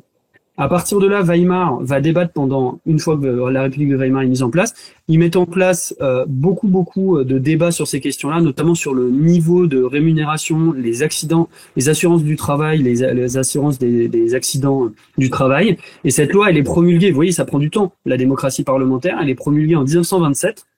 Avec un taux de rémunération sur le chômage et sur les accidents du travail extrêmement en avance sur son temps. Le problème, c'est que vous voyez un peu le délire, 27-29, en gros, cette assurance chômage-là, qui est très en avance, elle va avoir 2 ans pour fonctionner normalement, et puis arrive la crise de 29, et là, bam, elle est lessivée par le déficit. Donc c'est un peu ça le problème, c'est que la République de Weimar, quand elle met des choses en place, malheureusement, elle entre en crise très rapidement par la suite. Mais effectivement, c'était, voilà, il y a des, vous voyez, là je fais un petit aparté sur le boulot d'historien. L'histoire, c'est hyper cool. J'adore ce métier, j'adore être enseignant-chercheur, et on a parfois l'impression que l'histoire se résume à, je parle aussi pour tous mes collègues au sens positif, c'est-à-dire que, voilà, on a l'impression que c'est les guerres, les grands héros. Bon, bah, j'ai lu l'intégralité, j'en sais rien, des 3000 pages de débats parlementaires sur cette question de l'assurance chômage, avec des gens qui se suivent au pupitre en disant oui mais quand même cette caisse-là, si elle passe à 0,23 sur 2 ans, etc., elle va être déficitaire. Et puis l'autre qui l'engueule en disant mais non, c'est pas 0,23, c'est 0,22. Bah, l'histoire, c'est aussi ça, et tous nos collègues le font aussi, cette histoire de l'État, cette histoire de... Quand on lit ça, en fait, on pourrait croire que c'est ennuyeux, mais en fait, c'est là où on comprend, on se dit ah ouais, c'est cet État-là qui est aussi moderne qu'aujourd'hui, nos débats parlementaires sur des trucs que parfois on regarde sur la chaîne parlementaire quand on a envie de faire dodo. Ben, en fait, quand on lit ça, on fait, ah ouais, et 4 ans plus tard, il y a Hitler. Et vous voyez, en fait, voilà, c'est un petit plaidoyer pour dire que parfois, on est sur des sujets qui paraissent super arides pour certains collègues qui sont sur telle histoire de l'État, de l'assurance sociale, etc. Et en fait, bah, c'est là où on prend les plus grosses claques parce que ça nous rappelle que c'est aujourd'hui. C'est maintenant. C'est aussi technique qu'aujourd'hui. Donc voilà, c'était le petit plaidoyer sur l'histoire, c'est les grandes batailles, mais c'est aussi les 0,23% bien chiants de débats parlementaires de l'époque en commission. Bon voilà, faut aimer. Non mais c'est bien de le dire, c'est bien de le dire aussi, c'est bien de montrer ce visage-là aussi de l'histoire. Il y a beaucoup de futurs étudiants aussi en histoire ou d'étudiants en histoire qui sont en ce moment en licence, en master ou qui font leur doctorat, qui sont dans le chat. Donc c'est bien d'en parler. Cette république, on en parle depuis tout à l'heure de sa mise en place, mais alors concrètement dans les grandes lignes, hein, comment est-ce qu'elle fonctionne? C'est quoi les différents organes qui la composent et comment est-ce qu'ils s'articulent entre eux? Là où c'est intéressant, c'est aussi pour les résonances par rapport à aujourd'hui, parce qu'en fait, globalement, Weimar, ça ressemble à la 5e République française.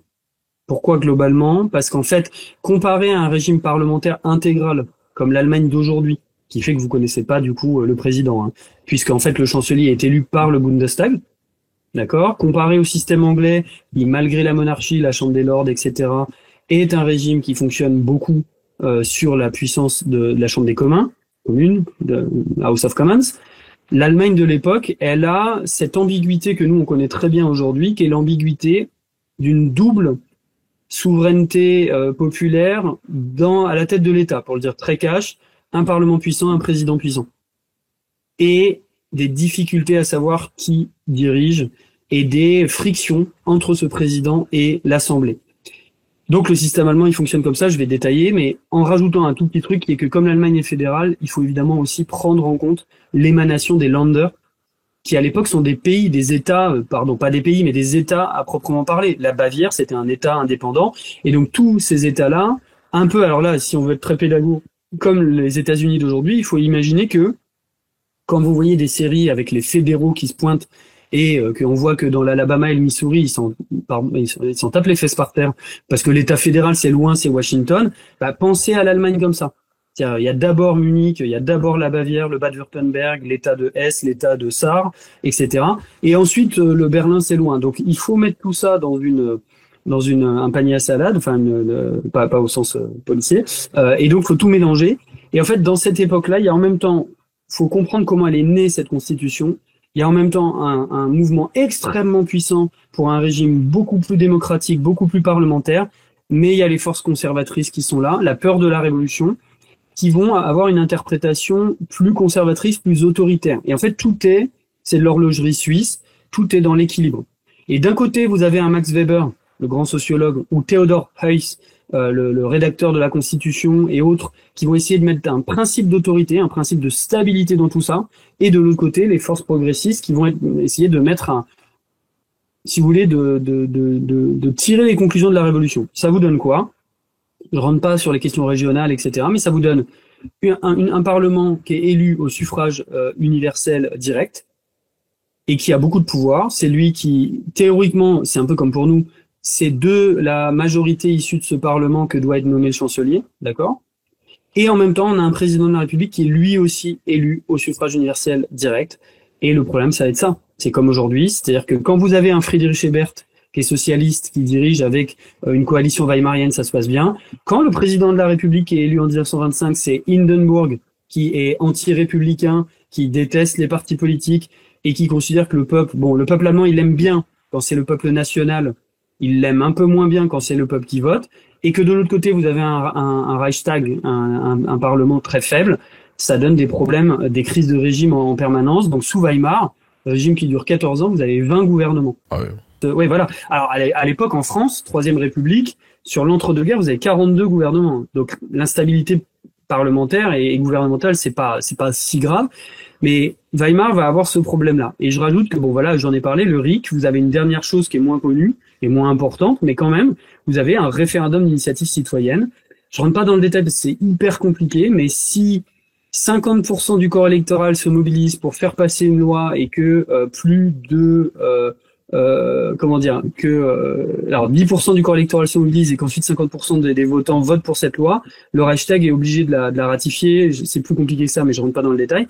Donc là, on a vraiment un référendum d'initiative citoyenne qui va être utilisé 3 fois sous la République, avec par exemple pour 1926 un référendum sur l'expropriation des princes, que toutes les familles nobles n'avaient pas été expropriées par la Révolution. Et donc il y a un référendum qui est pas loin de fonctionner, hein.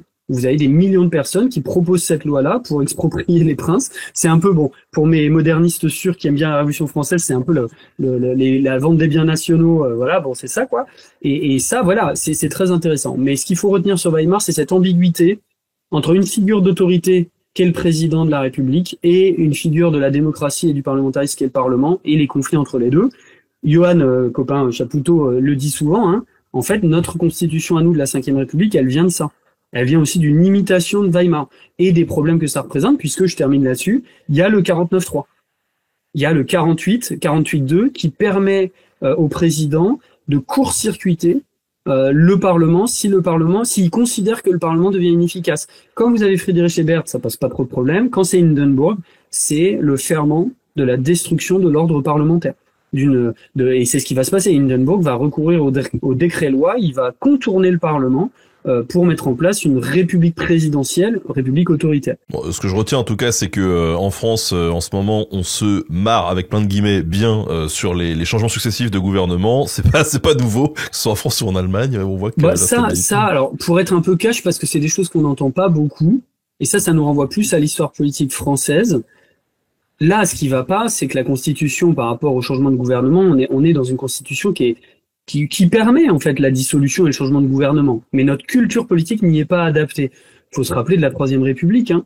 Un gouvernement qui tombe, il peut être efficace sous la Troisième République, même sous la quatrième. La quatrième qui est ONU, parce qu'elle est considérée comme le régime des partis, donc Quatrième République qui se met en place après la Seconde Guerre mondiale en France et qui évidemment tombe pour donner donner naissance à la cinquième. En fait, il y avait beaucoup de changements de gouvernement parce qu'on voyait bien que la légitimité fonctionnait pas bien, mais c'était souvent les mêmes hommes.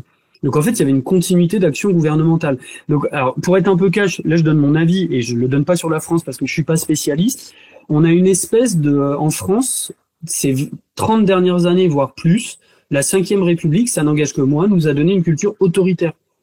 On a une culture autoritaire, comme si la décision politique, c'était les grands hommes qui dirigent vite et de manière efficace.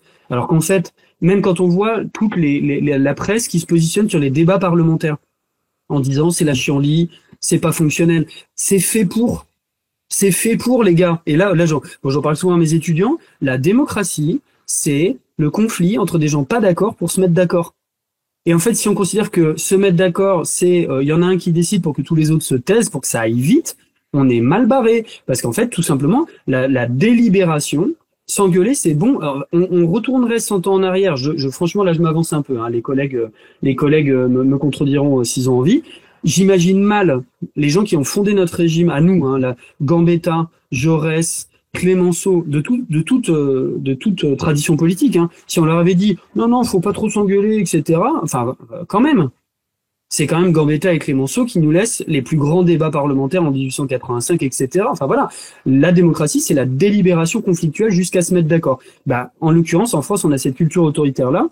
Les changements de gouvernement en soi, ils sont ennuyeux parce qu'ils paralysent un certain nombre de choses, mais ils participent du compromis politique au Parlement. Et moi, je suis assez atterré quand je lis ce qu'on voit aujourd'hui alors parce que effectivement la constitution de la cinquième République n'est pas très adaptée à ça, mais le faire des compromis, délibérer, pas être d'accord, c'est l'essence de la démocratie, quoi. Donc en soi, des gouvernements qui tombent s'ils n'ont pas la majorité politique, alors majorité parlementaire, là où ça pose problème dans notre culture à nous, c'est qu'effectivement il faut le paysage partisan qui va avec. Et les compromis qui vont avec. Et sous Weimar, je termine là-dessus pour revenir à des sujets plus historiques, sous Weimar, le gros problème, c'est ça. C'est qu'en fait, les partis politiques sont nés sous l'Empire, ils n'ont pas l'habitude de faire des compromis les uns avec les autres, et donc, c'est pour ça que ça tombe très régulièrement, ils se mettent pas d'accord. Dès qu'il y a le moindre truc, pam, on n'est pas d'accord, dissolution. Et ça, effectivement, ça grève. Là où on retrouve une leçon de Weimar pour aujourd'hui, c'est l'inadaptation de la culture politique aux institutions politiques de l'époque. La culture politique de Weimar est restée quand même une culture pas autour du compromis, un peu autoritaire, ce qui fait que quand on propose une avancée vers un régime parlementaire de dialogue, ça marche pas. Enfin, ça marche pas bien. Pendant le précédent entretien, on parlait de proportionnel intégral, on n'en a pas encore parlé, je crois. Ça, typiquement, voilà, c'est un débat qui est très actuel, et où là, quand on est vraiment spécialiste de Weimar, on est un peu embêté. Donc, encore une fois, moi je suis pas, je l'ai pas dit jusqu'ici, mais je le dis maintenant. Je suis enseignant-chercheur spécialiste du passé. Ce que je pense du présent n'a absolument quasiment aucun intérêt. Hein. C'est-à-dire, je sais, pour être honnête, vu comment je me documente ces derniers temps, puisque j'ai 2 enfants en bas âge, c'est-à-dire très peu, je pense qu'il y a beaucoup de gens qui nous regardent qui savent beaucoup plus de trucs que moi sur l'actualité. Mais il n'en demeure pas moins que, si on me demande une comparaison, aujourd'hui, vous voyez bien que cette question de la proportionnelle intégrale, c'est-à-dire le fait qu'il n'y ait pas dans les types de scrutins de barres pour accéder au second tour, par exemple, elle est très actuelle. En France, on a une interprétation de ces types de scrutins, où vous le savez très bien parce que vous avez peut-être voté, un scrutin à 2 tours avec des barres à 5%, à 10%, à 12%, qui font que, parfois, et vous le savez, je vais dire les termes, je vais dire cash, on a un parti qui fait 35% et à la fin il a 10 députés, ce qui était le cas du point de vue des alliances de second tour pour le RN il y a quelques années. Démocratiquement, c'est un problème. Vous voyez, je dis juste, c'est pas mon avis, je dis juste, démocratiquement, si on considère que la démocratie, c'est l'expression directe et la plus fidèle possible de l'opinion, quand il y a quelques années, on avait 25-30% pour le RN et à la fin 10 représentants, du fait des alliances de second tour, scrutin à 2 tours avec des alliances, etc., c'est problématique. Donc les gens disent, à gauche comme à droite, il faut de la proportionnelle, il faut une dose de proportionnelle. L'exemple, c'est Weimar. Weimar, alors là, si on veut rentrer dans la technique, je peux rentrer dans la technique. Sous Weimar, il y a une proportionnelle, mais alors c'est même pas intégral, c'est totalement intégral. Un député est élu par 60 000 personnes. S'il y a plus de personnes, il y a plus de députés. C'est pour ça qu'en fait, il n'y a pas un nombre fixe de députés. Vous avez parfois 400, parfois 500, parfois même 600 députés. Ça augmente en fonction de la population et de la participation. Et Weimar, c'est une démocratie très vive. Il y a toujours un taux de participation énorme, au-dessus de 80%. Donc plus il y a de participation, plus il y a de députés. Ça déjà, c'est un peu bizarre. C'est le cas encore aujourd'hui en Allemagne. Il n'y a pas un nombre fixe. C'est-à-dire s'il y a beaucoup de participation, vous avez beaucoup de députés. Pour rendre compte. Mais au-delà de ça, vous avez même, s'il y a plus de députés de votants, dans une circonscription, ces votes-là sont agglomérés à l'échelle nationale. Ça s'appelle Reichswahlvorschlag, peu importe. Et ça aussi, ça donne une représentation.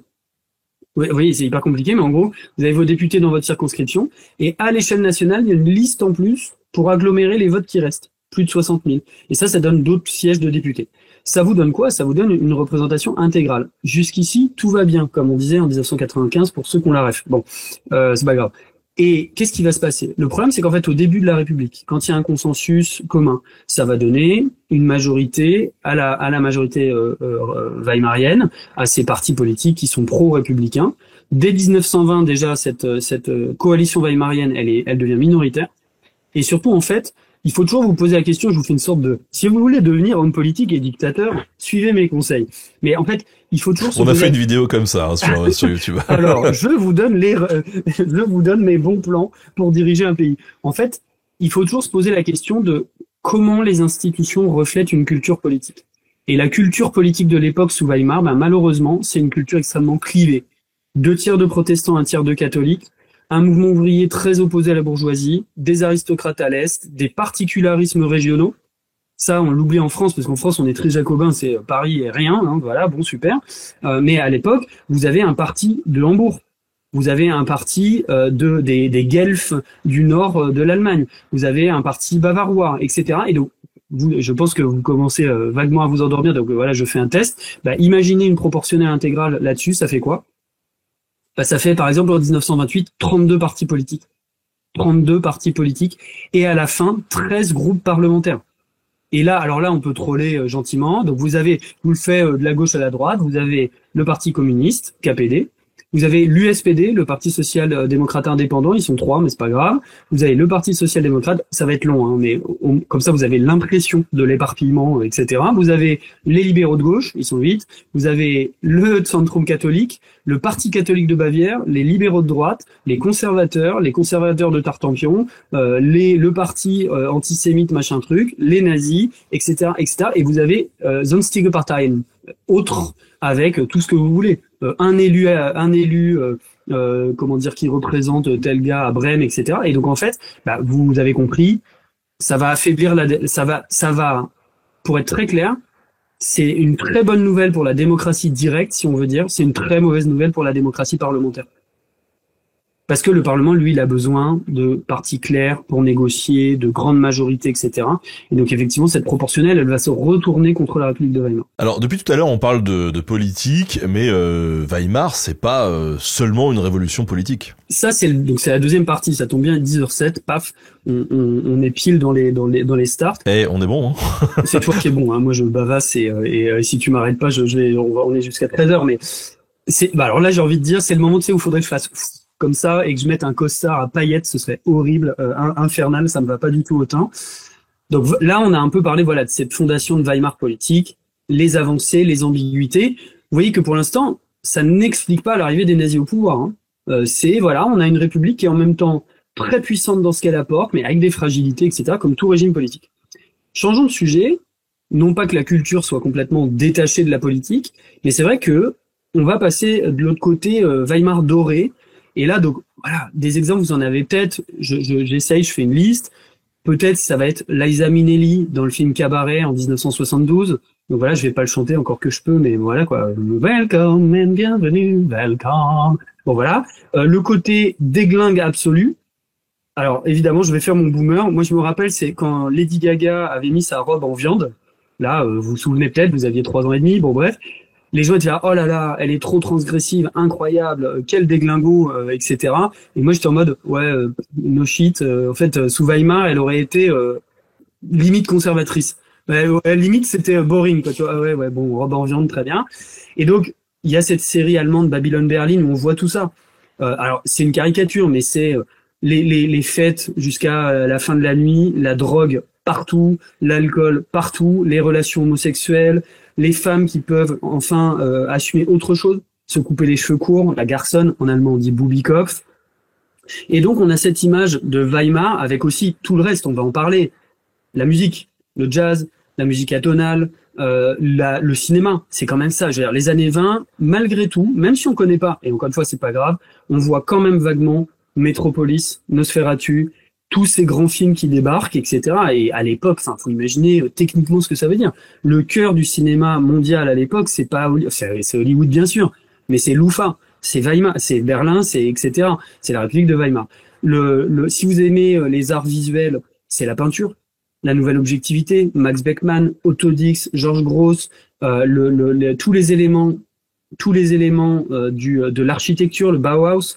Et donc tout ça, si vous voulez, 14 ans, tout ça explose.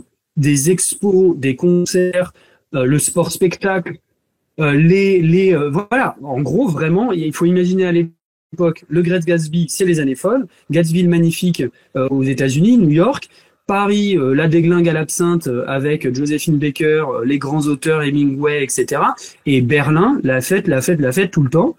Et la création artistique. Et ça, c'est le Weimar des années folles. Et encore aujourd'hui, ça a laissé énormément de traces. C'est-à-dire aujourd'hui, par exemple, il y a une redécouverte des cabarets, il y a une redécouverte aussi de ces avancées sur les droits des homosexuels. Et donc, c'est le mythe weimarien, le mythe d'or de la fête à tout va, de la transgression de tous les codes sociaux. Et ça, c'est en même temps. Alors, c'est connecté aux avancées politiques. Si la République de Weimar n'avait pas un petit peu légiféré pour donner plus de droits aux minorités, etc., ça aurait pas marché. Mais c'est aussi relativement déconnecté. C'est-à-dire que c'est des choses qui étaient un peu avant-guerre et qui vont s'épanouir dans la République de Weimar, surtout dans les grandes villes, Berlin, Hambourg, Düsseldorf, etc., mais pas partout. Et ça a marqué évidemment l'image qu'on se fait de cette République-là. Ça dénote, alors tu disais que le terrain commençait à se préparer un petit peu avant-guerre, mais ça dénote beaucoup quand même, non? Par rapport à ce qui se faisait... En gros, artistiquement, partout en Europe, à la Belle Époque, comme on dit en France, comme on dit après la guerre, on appelle ça Belle Époque parce qu'on se dit, c'était mieux quand même quand il n'y avait pas des millions de morts, bon. Partout, il y a des effervescences artistiques. Je vais pas vous faire un cours d'histoire de l'art, mais d'abord les impressionnistes, mais ensuite les cubistes, les fauvistes, tout ce qu'on appelle les avant-gardes, notamment dans la peinture. On oublie aussi un peu la musique, c'est le moment où Schoenberg met en place la musique atonale. Donc il se passe plein de trucs, et ça c'est bien avant la guerre. C'est vraiment bon, ça vous avez sûrement un imaginaire, mais vous avez aussi des avant-gardes qui se mettent en place. Vous avez les futuristes en Italie, etc. Vous avez Der Blaureiter, le Cavalier Bleu, Vienne à l'époque, Kokoschka. Enfin, il se passe plein de trucs. Et sous Weimar, donc ça existe déjà. Des trucs aussi tout bêtes auxquels on pense pas. L'art ne rentre pas dans des chronologies 1er janvier, machin. Typiquement, l'expressionnisme allemand qu'on associe au cinéma, dont je viens de parler, Murnau, Fritz Lang, etc., en fait, existait déjà en peinture dans les années avant la guerre. Mais sous Weimar, ce qui va se passer, je pense qu'il faut prendre un peu de distance et se poser la question de quelle est l'énergie derrière? Qu'est-ce qui anime tout ça? Et c'est là où Weimar est pour moi... c'est pas plus intéressant, c'est pas un concours. Mais vous voyez, du côté des États-Unis, la guerre, les États-Unis sont entrés en guerre en 1917, mais il y a eu peu de soldats quand même. Et donc en fait, on voit bien que les années folles américaines, les spécialistes pondéreront, mais sont animés par une insouciance en fait. Quand on voit Gatsby le Magnifique, on sent que l'énergie derrière tout ça, derrière les années folles américaines, c'est la croissance, c'est Henry Ford, on est en train de gagner plein de fric, profitons-en. Et cassons tous les codes parce qu'on peut se le permettre. En France et en Allemagne, et particulièrement en Allemagne, c'est pas ça, c'est pas que ça. C'est l'insouciance américaine, c'est le jazz, c'est la libération des jeunes femmes, les garçons et tout, mais c'est aussi, il faut oublier la guerre. Et on peut encore plus d'oublier la guerre, il faut oublier la défaite. Et ça donne en fait l'ambiguïté, si vous avez en tête les peintures de Dix ou de Beckmann, c'est toujours très, pour le dire avec nos mots à nous, c'est très trash en fait. C'est d'un côté, on boit, on fait la fête, on fait tourner vraiment l'ivresse, hein, vous voyez, c'est je pense à Rimbaud, mais c'est le dérèglement des sens, etc. Mais il y a toujours un côté ultra glauque, ultra trash. C'est la guerre, c'est l'oubli de la guerre, c'est les corps détruits, c'est les mutilés de guerre. Et donc dans les peintures de Dix, de Gross, de Beckman, il y a toujours les prostituées, du sexe. On va en parler, hein, donc je le dis, voilà, c'est aussi ça, Weimar. La prostitution, le sexe, la transgression, mais toujours avec un sentiment de on est en train de se faire du mal parce qu'on veut oublier la guerre. Et ça, c'est très visible, par exemple, dans l'égérie de l'époque, Anita Berber, grande danseuse.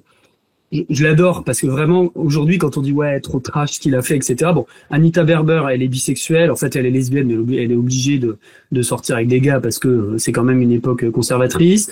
Elle est défoncée tout le temps au barbiturique. C'est ce qui se prenait à l'époque. Elle se déguise en homme.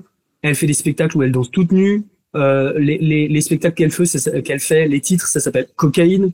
Dans les cabarets, ou le deuxième il s'appelle Paye gros, hein, vraiment ça s'appelle Beat Salen, tu payes maintenant. Tu vas voir un spectacle d'une meuf qui est nue et le titre du spectacle s'appelle Paye, tu vois. Donc voilà, encore en termes d'outrance, j'ai pas cité, mais le théâtre, Bertolt Brecht, Piscator, tous ces gens-là qui vont exploser la question des décors, la question de l'intégration des spectateurs. C'est pas rien, tu vois, Brecht, etc. Bah, Anita Berber, c'est ça. Mais en fait, quand on voit le portrait qu'en fait Autodix en 1925, et quand on voit surtout qu'elle meurt d'une overdose, en fait, très très jeune, tu vois le côté qu'en fait, il y a cette ambiguïté sous Weimar. C'est-à-dire, et c'est bien fait dans Babylone Berlin. C'est-à-dire, il y a toujours un côté, ça brille, mais sous le brillant, il y a cette défaite militaire, cette ambiguïté d'un monde qui a changé trop vite, et c'est pour ça que c'est intéressant.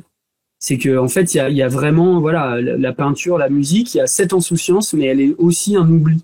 Volontaire. En tout cas, tu nous vends bien Babylone Berlin. Moi, j'ai envie. Ah, elle est top cette série. Elle est top. Mais alors, donc, on cherche à oublier cette Première Guerre mondiale, mais donc on la représente pas frontalement. C'est que en. Si. Alors dans la peinture, alors dans les représentations, par exemple dans la peinture, le grand peintre de 14-18, c'est Autodix.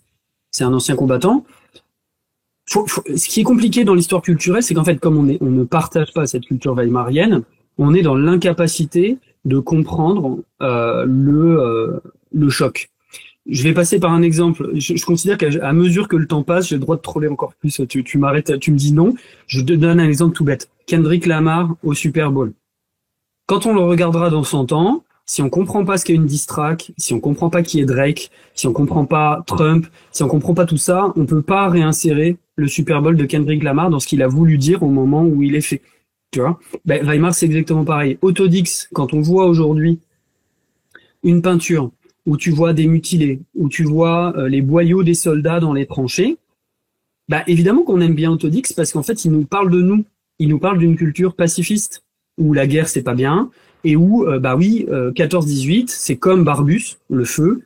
La guerre, c'est des ouvrages où il y a une dénonciation de la guerre. À l'époque, c'est pas du tout comme ça. À l'époque, il y a un camp nationaliste en face qui trouve que la guerre, si elle a été perdue, c'est très grave, mais que la guerre, c'est bien, que l'expérience de 14-18, ça a formé une école de vie. Et donc, quand ils voient un portrait d'Autodix, ça crée un choc énorme. Et en fait, voilà, dans l'histoire culturelle, ce qui est compliqué à expliquer, c'est qu'en fait, nous, on est un peu les fils du Weimar moderne, mais que dans la réception des œuvres à l'époque, ça crée des énormes clivages. Je donne un exemple, les dadaïstes. En France, à l'époque, le gros mouvement, il y a des dadaïstes, mais le gros mouvement, c'est plutôt les surréalistes.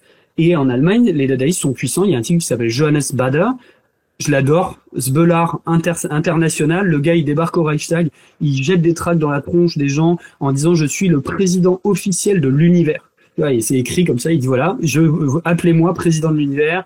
Il pose nu. Et à un moment donné, dans une exposition de 1920, si je ne m'abuse, il propose les œuvres dadaïstes. Il y a d'ailleurs des peintures de Dix et tout, qui est pas dadaïste, mais bon. Et ils habillent un soldat, un poilu, si vous voulez, allemand, avec une tête de cochon. Nous, ça nous fait marrer. À l'époque, c'est un scandale, mais énorme.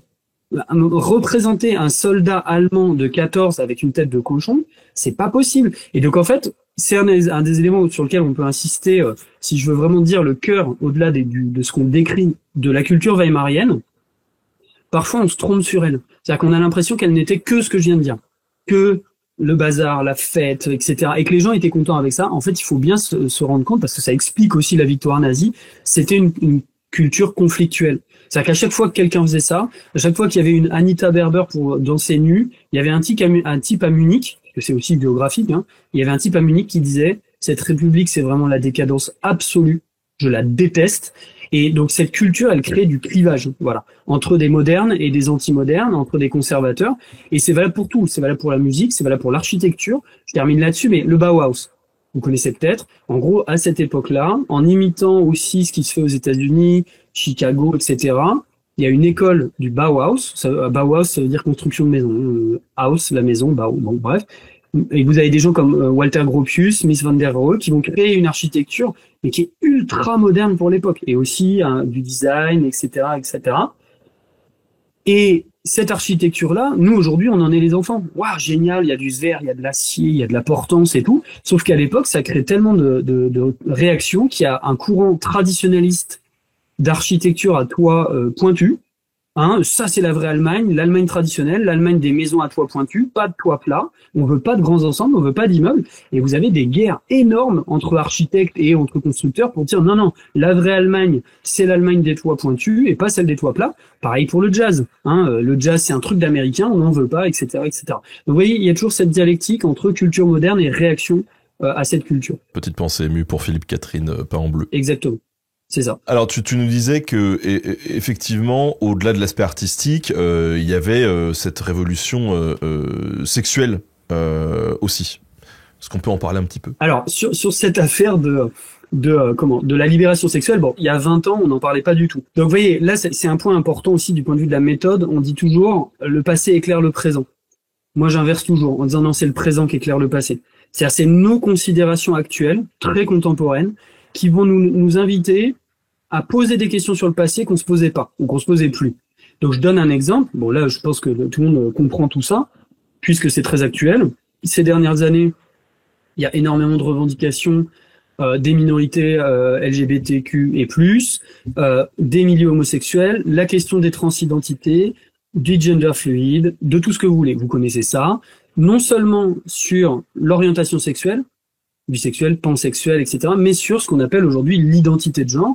C'est des choses qui ont été très travaillées à partir des travaux de Judith Butler dans le début des années 90 dans son livre Troubles dans le genre, etc. Et donc aujourd'hui, vous voyez bien que, d'ailleurs, évidemment, je dis pas les choses au hasard, ces questions-là créent en regard, ces avancées-là, elles créent une contre-révolution qui est à l'œuvre aujourd'hui chez Trump et dans beaucoup d'endroits en Europe sur de la transphobie, des théories foireuses sur l'idée que les milieux LGBT voudraient transformer tout le monde en LGBT, enfin, des choses comme ça. Et donc, qu'est-ce qui s'est passé dans ce sillage-là? Les gens ont redécouvert les avancées weimariennes sur la question. Donc, vous voyez, le présent éclaire le passé. Donc, moi, c'est des choses que je connaissais, mais dont on me demandait pas d'en parler. Donc, c'est vrai que quand on regarde Weimar, il se passe plusieurs choses. Mais par contre, il faut être, du coup, diablement précis dans les faits, parce que sinon on a tendance à créer de la mythologie en disant que par exemple il y aurait eu un mouvement trans sous Weimar ou qu'il y aurait eu par exemple une culture gay sous Weimar. Oui et non. En fait, le terme gay il n'existe pas parce que le terme gay implique que l'orientation sexuelle et les pratiques sexuelles recouvrent l'intégralité de votre identité sociale d'une certaine manière. Et ça, ça n'existe pas à l'époque. C'est une pratique. Donc maintenant, pour rentrer dans le détail, il va se passer plusieurs choses. Il va y avoir déjà une législation. Alors, en tant que tel, non. C'est-à-dire que le code pénal l'article 175 du code pénal de 1871 pénalise l'homosexualité. Alors attention, il faut être précis dans les termes, c'est même pas l'homosexualité. C'est les rapports sexuels entre hommes et avec des animaux. Ça peut choquer, mais à l'époque, vous avez des termes comme bestialisme. Et bestialisme, ça veut dire que dans des sociétés qui étaient ultra religieuses et ultra patriarcales et ultra misogynes, la question, c'est même pas de savoir si vous êtes homosexuel dans votre vie tous les jours, c'est d'avoir des pratiques sexuelles impures qui ne sont pas reproductives. Cet article 175, il demeure sous Weimar. Sauf que, comme je l'ai dit, il va y avoir des ordres donnés aux polices de Berlin, police de tel Länder, pour ne plus condamner les gens. Et ça va donner lieu à un développement très fort de la visibilité de l'homosexualité masculine, avec des revues, des bars, une publicisation. Voilà, on ose parler de ça. Et dans le sillage, alors pourquoi j'ai dit homosexualité masculine? Parce qu'évidemment, ça reste des sociétés misogynes et patriarcales. Donc l'homosexualité féminine, personne ne veut en entendre parler. Sauf que même dans ce sillage-là, vous allez avoir la fondation de bars réservés aux lesbiennes, de revues, comme dit Freundin, la copine, et de revendications lesbiennes, etc. Donc Berlin, ça c'est une spécificité par rapport à la France, par exemple. Berlin, Hambourg vont vraiment se développer comme des capitales de la transgression sexuelle dans les cabarets. On affiche les corps nus, on revendique tout ça, et les pratiques sexuelles sauf à la marge, mais ne conduisent plus à la prison. Alors au passage, un petit rappel historique, la pénalisation de l'homosexualité en Allemagne, ça s'arrête en 1994. Donc vous voyez, on a, faut pas non plus croire que c'était complètement un long fleuve tranquille. Pour ce qui est des transidentités, avec nos mots d'aujourd'hui, vous avez un exemple quasi unique au monde, pas que, mais vous avez en fait un médecin dès l'avant-guerre qui s'appelle Magnus Hirschfeld. Et Magnus Hirschfeld réfléchit sur ce qu'il appelle dans un livre de 1919 Zwischenstufe, Sexual Zwischenstufe, c'est-à-dire les intermédiaires sexuels. Alors à l'époque, vous voyez, n'allez pas chercher dans le passé ce que vous pensez y trouver. Vous n'allez jamais lire un truc sur les transidentités. On parle de travestis, on parle d'hermaphrodites, on parle de toutes ces choses-là. Et en fait, Hirschfeld, attention aussi, dans une époque où arrive la plus grosse révolution de ce siècle, la psychologie, Freud, et donc toutes les théories freudiennes à Vienne, etc., Jung, qui commencent à essaimer, font réfléchir Hirschfeld sur qu'est-ce que c'est qu'être un homme, comment fonctionne l'inconscient d'un homme, d'une femme, de ses intermédiaires, et il va fonder sous Weimar un institut d'études de Sexualwissenschaften, d'études des sciences sexuelles, qui va être en fait un refuge. Vous voyez, il y a un côté politique et un côté scientifique. Il va étudier ces questions-là, d'hermaphrodisme, d'homosexualité, et il va donner refuge aux personnes travesties, trans, comme on dirait aujourd'hui, en leur délivrant par exemple des laissez-passer scientifiques, en disant pour que la police arrête de les harceler. Et donc on a cette représentation-là qui est très importante à l'époque. Donc vous voyez, du point de vue, je prends un peu de distance, du point de vue de la méthode historique, attention, tout Weimar n'est pas comme ça. Mais nos intérêts actuels nous font regarder Weimar de ce point de vue-là, donc c'est très minoritaire. Par contre, il faut pas tomber à l'inverse en disant ça existe pas. Non, ça existe, c'est puissant. Et je terminerai en disant que moi, ce que je trouve qui retombe beaucoup aujourd'hui, c'est que ces mouvements qui sont extrêmement minoritaires, et on va se le dire entre nous, qui visent à laisser tranquille des gens pour qu'ils vivent leur vie, génèrent en retour une énorme crispation de l'Allemagne traditionnelle et conservatrice. Et chez les nazis, vous allez avoir ce masculinisme, on dirait aujourd'hui, cette misogynie, cette haine envers les homosexuels. Les nazis passent leur temps en disant lui c'est un article 175. C'est en 175, ça veut dire c'est un homosexuel. Donc on voit bien que ce qu'il faut retenir méthodologiquement, c'est que Weimar, c'est pas les années folles qui ont gagné. C'est comment, vous voyez, il y a cette contradiction, c'est assez facile à dire, mais c'est des choses qu'on faisait pas avant. C'est pas la politique a raté et la culture a réussi. C'est l'une et l'autre ont créé des choses très bien et les conditions d'une contre-révolution. Vous voyez, c'est les deux à la fois. Et cette culture-là, elle a brusqué énormément. Le cas d'école, c'est Erich Maria Remarque, À l'Ouest rien de nouveau, grand roman pacifiste que beaucoup de gens ont lu, qui sort en 1929. Nous, on a l'impression que, Weimar, c'est Remarque et tout, trop bien, le pacifisme et tout. Il y a des manifestations nazies contre le livre et contre le film qui sort l'année d'après de Lewis Milestone pour balancer des boules puantes et des rats dans les cinémas, parce que la droite nationaliste ne veut pas entendre parler d'un discours pacifiste sur la guerre. Et Weimar, c'est ça. C'est ni les nazis, ni les années folles, c'est le conflit entre les deux. Et ça explique pourquoi ça a été une période très compliquée. Et de cette révolution culturelle, sous Weimar, il reste des trucs aujourd'hui ou pas? Aujourd'hui, en fait, on est un peu les enfants de tout ça. C'est-à-dire que le Bauhaus, ça s'est répandu, tous les éléments hyper modernes qui circulent aussi à l'Est en URSS, de graphic design, c'est tout ce que les gens connaissent, Fernand Léger et puis d'autres, etc.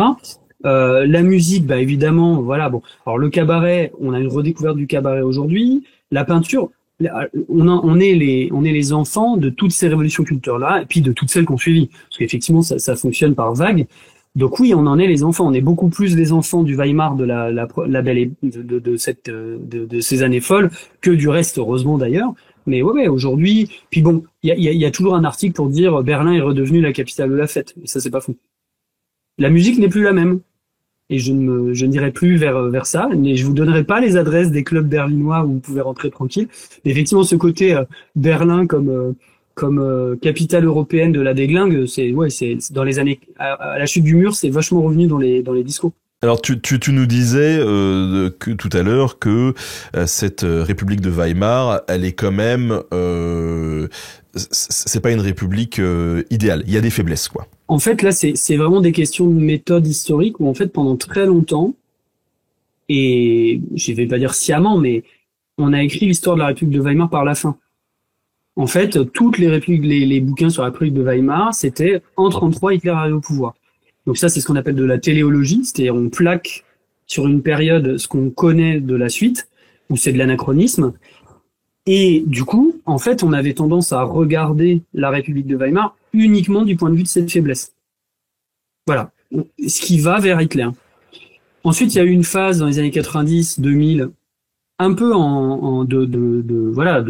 de réaction à tout ça, qui a essayé d'aller chercher tout ce qui allait bien, mais qui était hyper intéressant, hein, avec un discours très optimiste sur Weimar, tout ce qu'elle a fait, tout ce qui a marché. Puis aujourd'hui, on est un peu en train de tirer le bilan de tout ça avec un entre-deux, de dire, voyez, arrêtez d'écrire Weimar en disant tout a foiré, et en même temps, acter qu'il y a des choses qui marchaient bien. Alors pour moi, la meilleure manière de le dire, la plus simple, la plus pédagogique, c'est de se rendre compte qu'en 1928, il y a des élections législatives. Alors d'ailleurs, il y a une dissolution, donc déjà, bon, ça veut dire que ça se passe pas très bien, mais qu'en 1928, les nazis font 2,6%. Voilà. Et là, on souffle un grand coup, c'est-à-dire que 10 ans après sa fondation, la République de Weimar, elle a des fragilités, mais elle tient. Et puis, bon, je fais un petit annexe, une petite digression parce que c'est important. Souvent, quand on compare l'Allemagne, on la compare à nous. On compare à la France et à l'Angleterre, en fait. Et donc, quand tu compares avec la France et l'Angleterre, tu fais, oh là là, purée, ils se sont salement plantés. Mais en fait, bon, là, c'est un élément qui est un peu rigolo, mais je le dis pour les futurs historiens ou historiennes. Quand tu bosses en Allemagne et que tu maîtrises l'allemand et que tu restes en Allemagne longtemps, là, je parle aujourd'hui, ta manière de voir l'Europe, elle change complètement. C'est-à-dire qu'en fait, la France, c'est loin, l'Angleterre, c'est très loin. Par contre, la Pologne, c'est tout près. La République tchèque, c'est tout près. Et du coup, en fait, tu regardes l'Europe, tu regardes plus vers l'Est. Y compris parce que quand tu parles allemand, en fait, tu te balades à droite à gauche. Et en fait, c'est pas un secret, mais la Mitteleuropa, c'est pas une blague, quoi. C'est-à-dire, tu débarques, il y a des Allemands partout, il y a des banques allemandes, il y a des bagnoles allemandes, etc.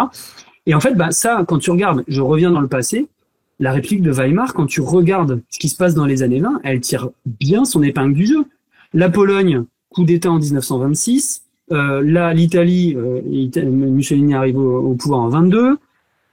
L'Autriche, ça se passe quand même pas très bien. La Hongrie, t'as un coup d'État de Miklos Horthy en 1920. Donc, Weimar, les années 20, Weimar arrive à se stabiliser.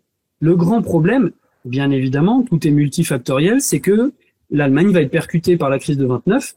Cette crise de 29, elle va emporter le reste des régimes qui avaient tenu un peu la route en Europe de l'Est, d'abord, et puis elle va emporter l'Allemagne. C'est-à-dire que bon, le jeudi noir est un vendredi. Voilà, en Allemagne, en fait, il y a 3 crashs boursiers d'affilée à Wall Street, et les Allemands, du coup, ils disent pas jeudi noir, ils disent mardi noir, un mardi, pardon. Et voilà. Et de ce point de vue-là, l'Allemagne est particulièrement vulnérable pour 2 raisons. D'abord, elle est très liée aux capitaux américains, pour plein de raisons. La présence des Allemands aux États-Unis qui est massive, les renégociations du traité de Versailles, qui font que les prêts de remboursement du traité de Versailles sont liés aux États-Unis. Bon, on n'en a pas parlé, on peut pas parler de tout, mais effectivement, le traité de Versailles, il a aussi une importance capitale dans la fragilisation de l'Allemagne et de la République de Weimar. Hein. L'Allemagne est aussi vulnérable à cette crise de 29 parce que elle est fondée sur des grandes unités industrielles. Donc, quand un Konzern, une immense usine comme Krupp ou Thyssen ferme, c'est pas 10 ouvriers qui sont au chômage, c'est 3000. Et donc, très rapidement, cette crise de 29, elle va aboutir à des taux de chômage énormes en Allemagne. On aboutit en 1932 à 6 millions de chômeurs inscrits à l'assurance chômage, c'est-à-dire beaucoup plus en réalité, et avec des taux de chômage qui flirtent avec 40%, parfois dans certaines zones 50%. Et ça, évidemment, ça va venir percuter les fragilités de la République, qui vacille, puis s'écroule en l'espace de, vous voyez, fin 29, début 33, ça fait 30, 31, 32 en 3 ans. Ouais, donc ça va très très vite, quoi. Et alors à ce moment-là, quelle est la tactique du régime? Comment est-ce qu'ils vont essayer de sortir de leur épingle du jeu? Alors ça c'est des éléments qui sont beaucoup plus travaillés par Johann Chapoutot. Hein. Voilà, c'est pas que je renvoie la balle, mais c'est que on est quand même proches et copains avec les collègues. Donc, Johann l'a montré, là, notamment dans son dernier livre, Les Irresponsables, qui est sorti il y a peu de temps, il y a un mois, en gros, enfin, début février. Et donc il a fait pas mal de conférences. Donc c'est vrai que je renvoie aussi vers ces aspects-là parce que sinon on va vers 2 heures, beaucoup plus de 2 heures de discussion. En gros, c'est une crise qui est complexe et rapide, mais il faut comprendre plusieurs choses parce que quand on parle de cette crise, on a l'impression que voilà, problème dans la République, les nazis arrivent, ils détruisent la République. Et en fait, c'est un tout petit peu plus compliqué que ça, c'est-à-dire que les élites au pouvoir, avant même que les nazis enregistrent leur meilleur score électoral de l'époque, le 14 septembre 1930, élection législative, dissolution, ils arrivent à 18%. Vous voyez, ils passent de 2,6 à 18,3%. Avant même tout ça, les élites en place, en fait, le régime est déjà, alors il n'est pas détruit, mais il est déjà, il est déjà grippé. Il est déjà bien en crise. Pourquoi? Parce qu'en mars 1930, il y a une chute de gouvernement et est nommé chancelier un type qui s'appelle Heinrich Brüning.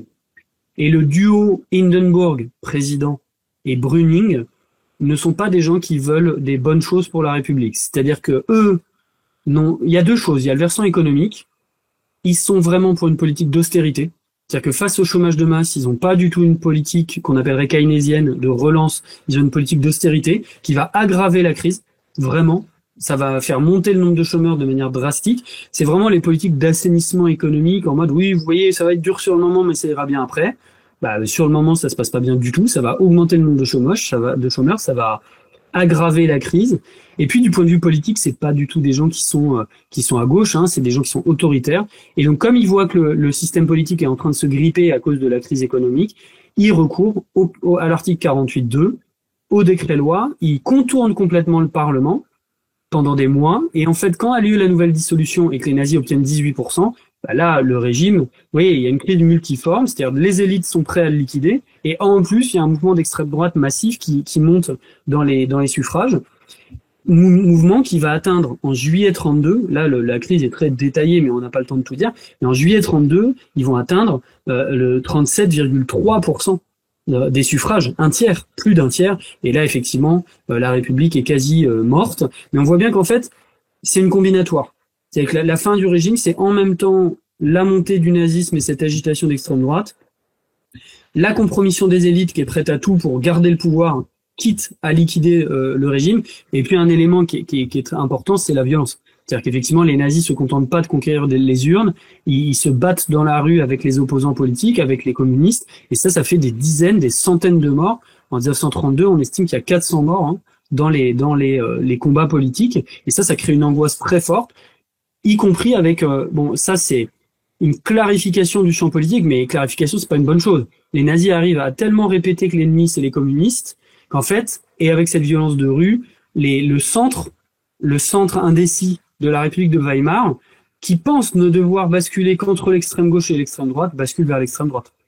Et ça fait très peur par rapport à aujourd'hui, si vous voyez ce que je veux dire. C'est-à-dire que effectivement, le choix des élites et de l'électorat du centre, quand on leur donne le choix entre Hitler ou le Front populaire, pour le dire à la manière française, c'est Hitler. Vu qu'on fait référence à des séries, je vais faire référence à une autre série qui est un peu bourgeoise, hein, mais dans Downton Abbey, vous avez un protagoniste anglais qui se retrouve en Allemagne et qui disparaît, et en fait son sort pendant pas mal d'épisodes, peut-être même plusieurs saisons, est un peu incertain, et c'est à ce moment-là en fait que c'est pile dans cette période qu'il meurt en fait par les troupes d'Hitler, enfin par les partisans d'Hitler qui épurent un petit peu de manière violente, quoi. Voilà. Bah oui, parce qu'on peut aussi regarder Downton Abbey dans ces heures perdues. Mais là, si on en est au conseil de série, Peaky Blinders, en dehors de la coolitude du whisky et des bastons, les éléments historiques des effets de la Première Guerre mondiale, de la question irlandaise, de la radicalisation à gauche sont bien faits. Alors c'est l'Angleterre, donc par essence ils sont mous du genou et évidemment ça ne débouche pas sur un changement de régime, voilà, bon. Mais ces années 20 dans Peaky Blinders, par petites touches, moi j'ai trouvé ça très convaincant. On voit bien la manière dont la guerre a laissé une culture politique, une radicalisation sociale, etc. C'est bien fait. Bon, comme tu le disais, il nous faudrait un entretien de 2 heures pour évoquer comment va se développer le parti nazi jusqu'à sa prise de pouvoir en 33. Mais peut-être qu'on pourra inviter Johan sur la chaîne pour en parler. Toi, est-ce que tu pourrais nous résumer en 5 minutes ce qui se passe, quoi, comment ils y arrivent? là, il y a plein de sujets. On peut croire qu'on a tout dit sur le nazisme, mais en fait, il y a plein de sujets qu'on connaît pas. Bon, là, c'est pas pour faire de la promo, mais c'est vrai que c'était un des objets du bouquin qu'on a fait avec Christian Grao et Johan, avec Christian, mais de dire, OK, on a peu de pages. Le bouquin fait 640 pages, mais moi, j'ai fait le chapitre sur les années 20. Quand on a 30 pages pour dire tout ça, il faut choisir des choses nouvelles. Et tout ça pour aussi maintenir les spectateurs et spectatrices éveillés. Il y a des questions que je pense que vous vous êtes jamais posées. J'en donne une basique. Qu'a fait la République pour empêcher les nazis de grossir? Voilà. Là, tu veux que je troll, je pose la question dans le chat. C'est des trucs où je pense que vous avez pas de connaissances, mais c'est normal parce qu'il n'y a pas de bouquin. Et il y a d'ailleurs assez peu de recherches là-dessus en allemand, même en allemand. Qu'a fait la République? Les nazis augmentent, je vais répondre à ta question, hein. Et les nazis augmentent, qu'est-ce qu'elle a fait? Et vous voyez pourquoi c'est important? Parce qu'on se dit, encore une fois, on est aussi dans une histoire pédagogique, une histoire publique, que pourrait faire notre régime à nous et nos régimes en Europe face à la montée de l'extrême droite? Bah, en fait, là, on a les miquettes, parce qu'en fait, la République de Weimar n'est pas du tout restée inactive. Elle a interdit, alors, Hitler avait fait un putsch en 1923, il a fait de la prison, alors très peu. Il a quand même pris 11 mois de prison fait entre novembre 23 et décembre 24 pour le temps du procès pour un coup d'État. Bon, mais il a été interdit de parole, le parti a été interdit plusieurs fois, les uniformes de l'armée révolutionnaire nazie, les sections d'assaut, ont été interdits, il y a eu des procès, il y a eu tout ça, et ça n'a pas suffi. Ça n'a pas suffi. Donc vous voyez, c'est rien que pour dire qu'en fait, quand on pense à tout ça, on a l'impression qu'on sait tout, mais il y aurait un très bon bouquin à faire sur la République face aux nazis, et ce qu'ils n'ont fait ou pas fait. Pour ce qui est du parti nazi en lui-même, on est bloqué entre toujours ces questions historiographiques.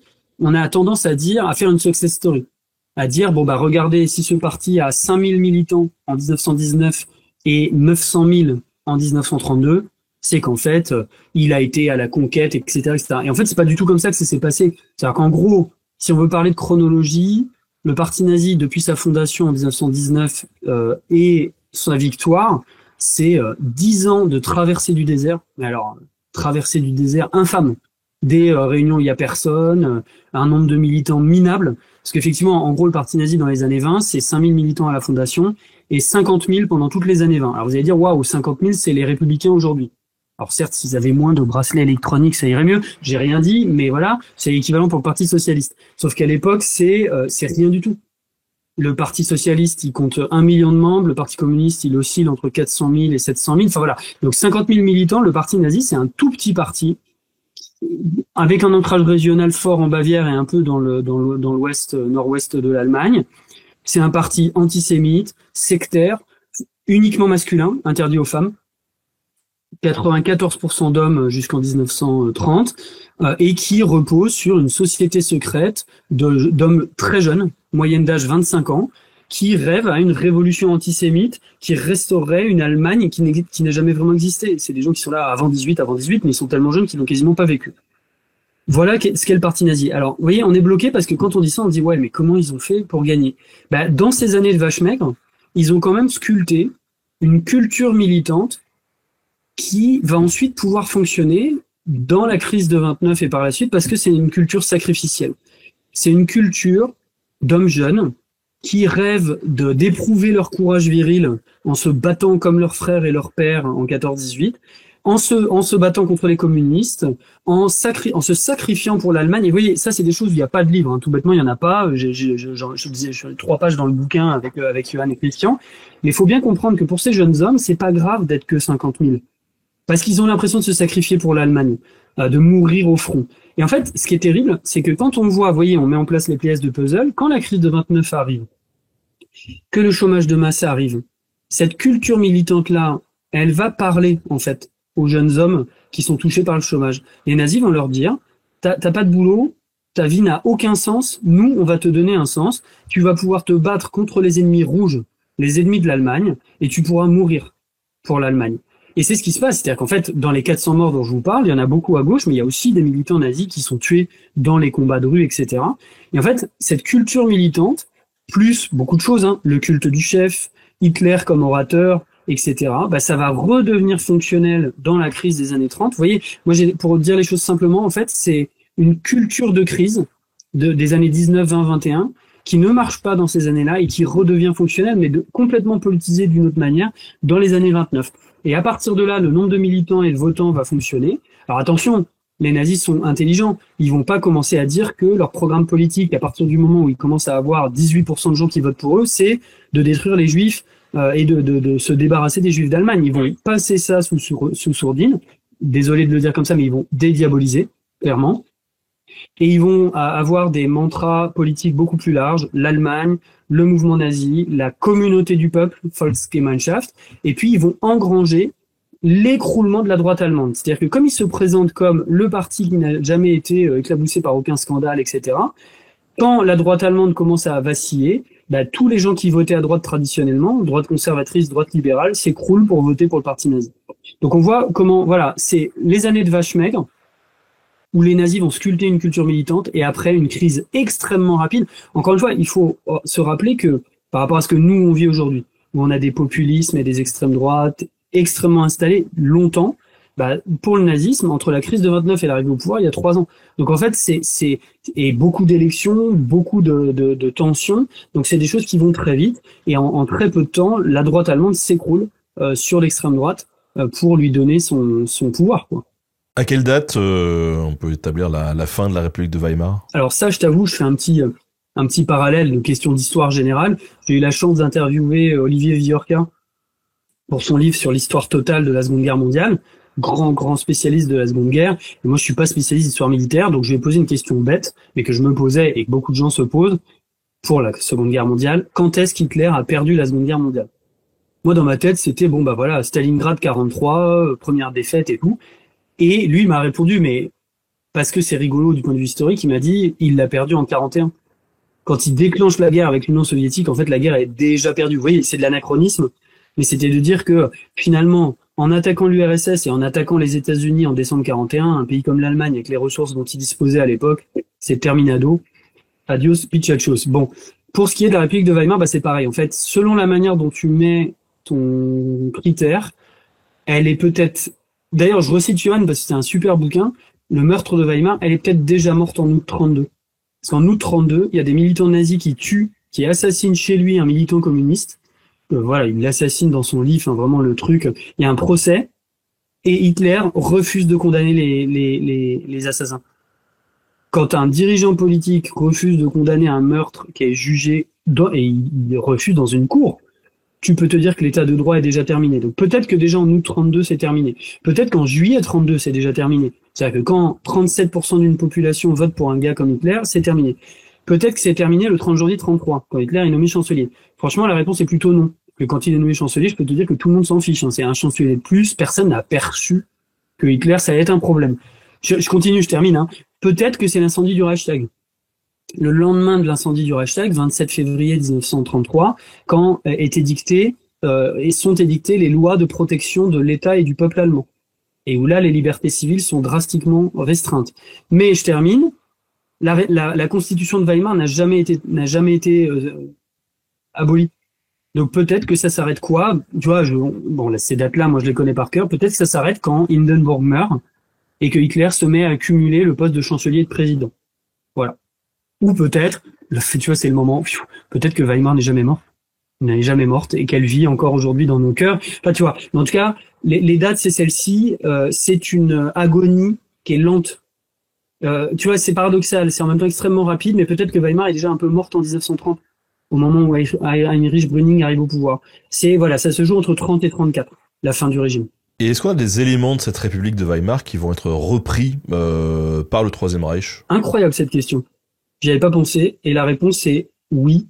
Par exemple, des trucs de fou, les autoroutes. Le fameux mythe tu vois, là je te réponds cash, sans réfléchir. Le fameux mythe de les nazis ont fait des autoroutes. En fait, c'était un projet fait sous Weimar. Il y avait un projet de 40 000 kilomètres d'autoroute. Les nazis vont le reprendre. Ils vont le rater absolument. C'est-à-dire qu'en 1941, il y a 4200 kilomètres d'autoroute qui ont été faites au lieu de 40 000. Mais par contre, ils ont inauguré 13 fois la portion Francfort-Munich, tu vois, pour bien montrer que les nazis, c'est la modernité. Pour être un peu plus sérieux et un peu plus général, je vais reformuler. Les nazis détestaient Weimar. Ils haïssaient ce régime. Ils appelaient ça le système. Ils le vomissaient.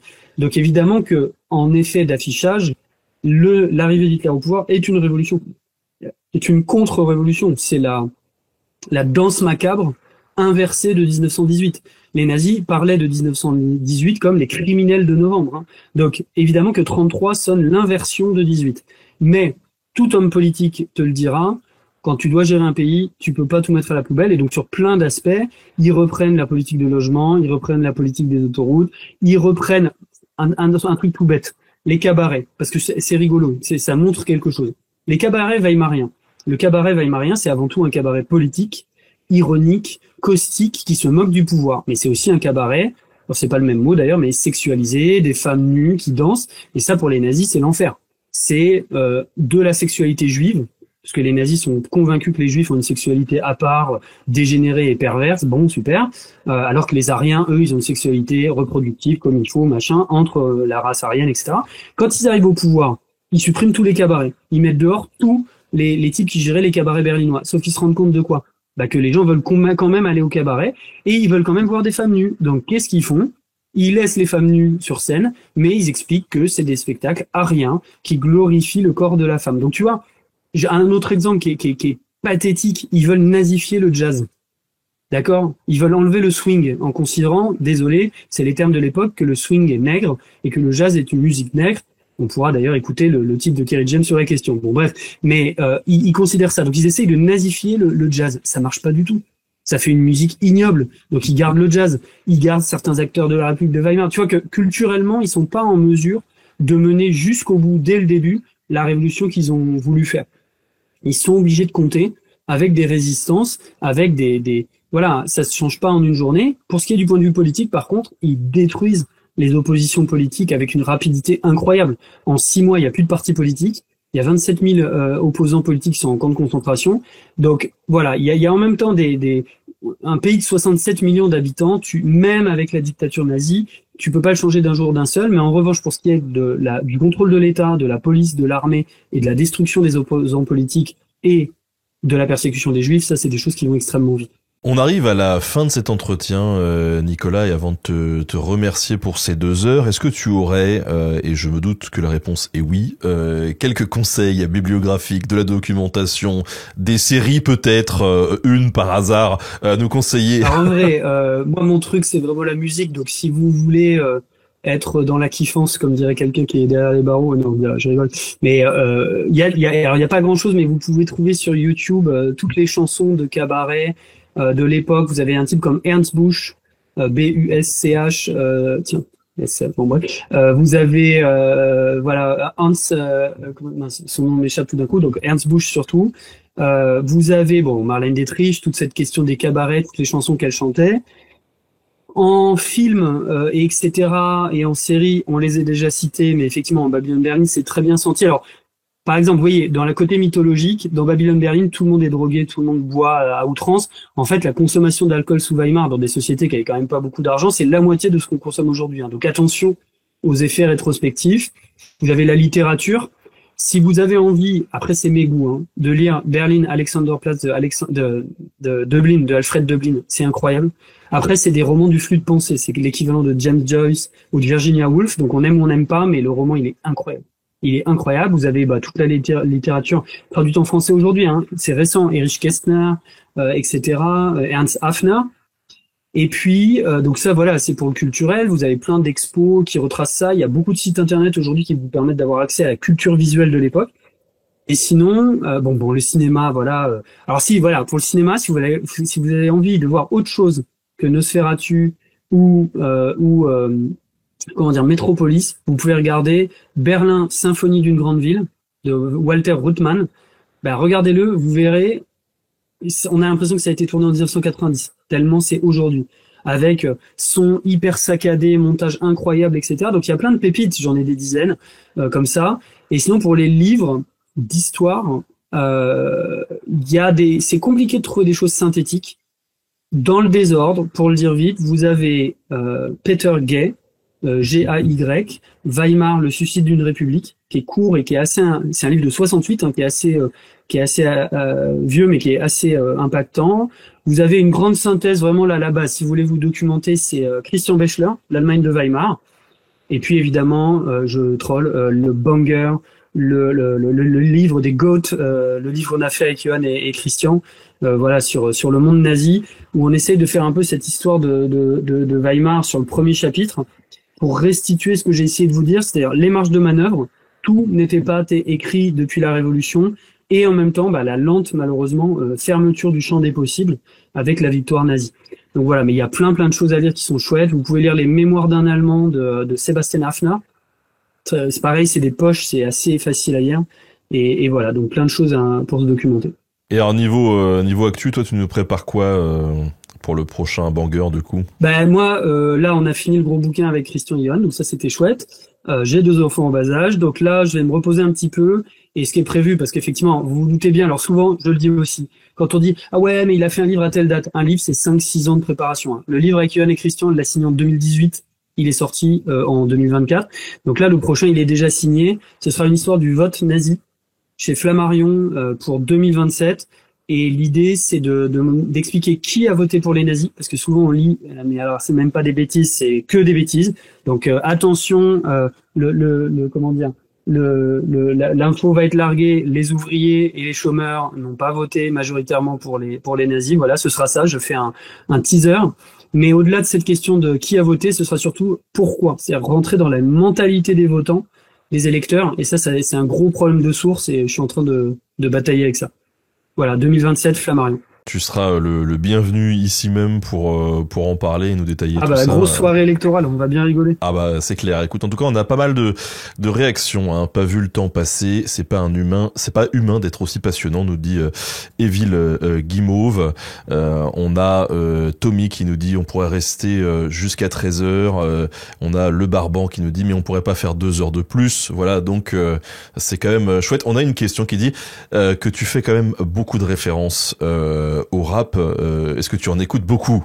J'écoute le rap, c'est la partie immergée de l'iceberg. J'écoute beaucoup de musique parce que voilà, j'aime ça comme tout le monde. Et c'est juste j'ai beaucoup de mémoire, donc je retiens les trucs. Après, les références au grindcore. Comment te dire qu'en cours ça passe moins bien et que les gens c'est moins connu hein, le grindcore. Napalm Death, c'est marrant, mais tu vois ma passion pour Napalm Death, les gens s'en foutent en fait. Hein. Donc tu vois, et j'aime bien. En vrai, je suis très œcuménique. J'aime bien tous les types de musique. Souvent quand les gens te disent ça, ils te disent en gros j'aime toute la musique sauf le jazz, sauf ça. Non, moi j'aime tout. Sauf que en cours, des punchlines de rap, ça passe vachement mieux que des références aux chansons ouvrières de Weimar. Tu vois, donc effectivement, je parsème de temps en temps une petite référence et en général, ça fait un flop incroyable. Parce qu'en fait, même si par exemple Valentin, on le sait, a sorti son dernier album, la plupart des gens vieillissent vite et donc tu fais des refs je termine là-dessus, tu vois, tu fais des refs à Booba en cours. Et dans le chat, c'était au moment du confinement, tu sais, il y avait les chats Zoom et tout. Il y a une étudiante qui a écrit rap de boomer. C'est ça ma vie. Voilà, mais ouais, non, j'écoute beaucoup de choses et y compris du rap, mais beaucoup d'autres choses et voilà, c'est quand même ça aide émotionnellement, tu vois, Kendrick Lamar, ça aide pas mal. Écoute, en tout cas, merci encore pour ces 2 heures que tu nous as accordées. Merci Nicolas, à toi. C'était super agréable. Et merci à tous et à toutes. Merci beaucoup. Merci à tous d'avoir suivi et à toutes d'avoir suivi cette émission. Vous avez été très nombreux à nous suivre et à nous dire que c'était passionnant. Donc vraiment, merci. Merci à Louis pour la préparation de cet entretien qui fait toujours un taf formidable. Et à très bientôt. Salut!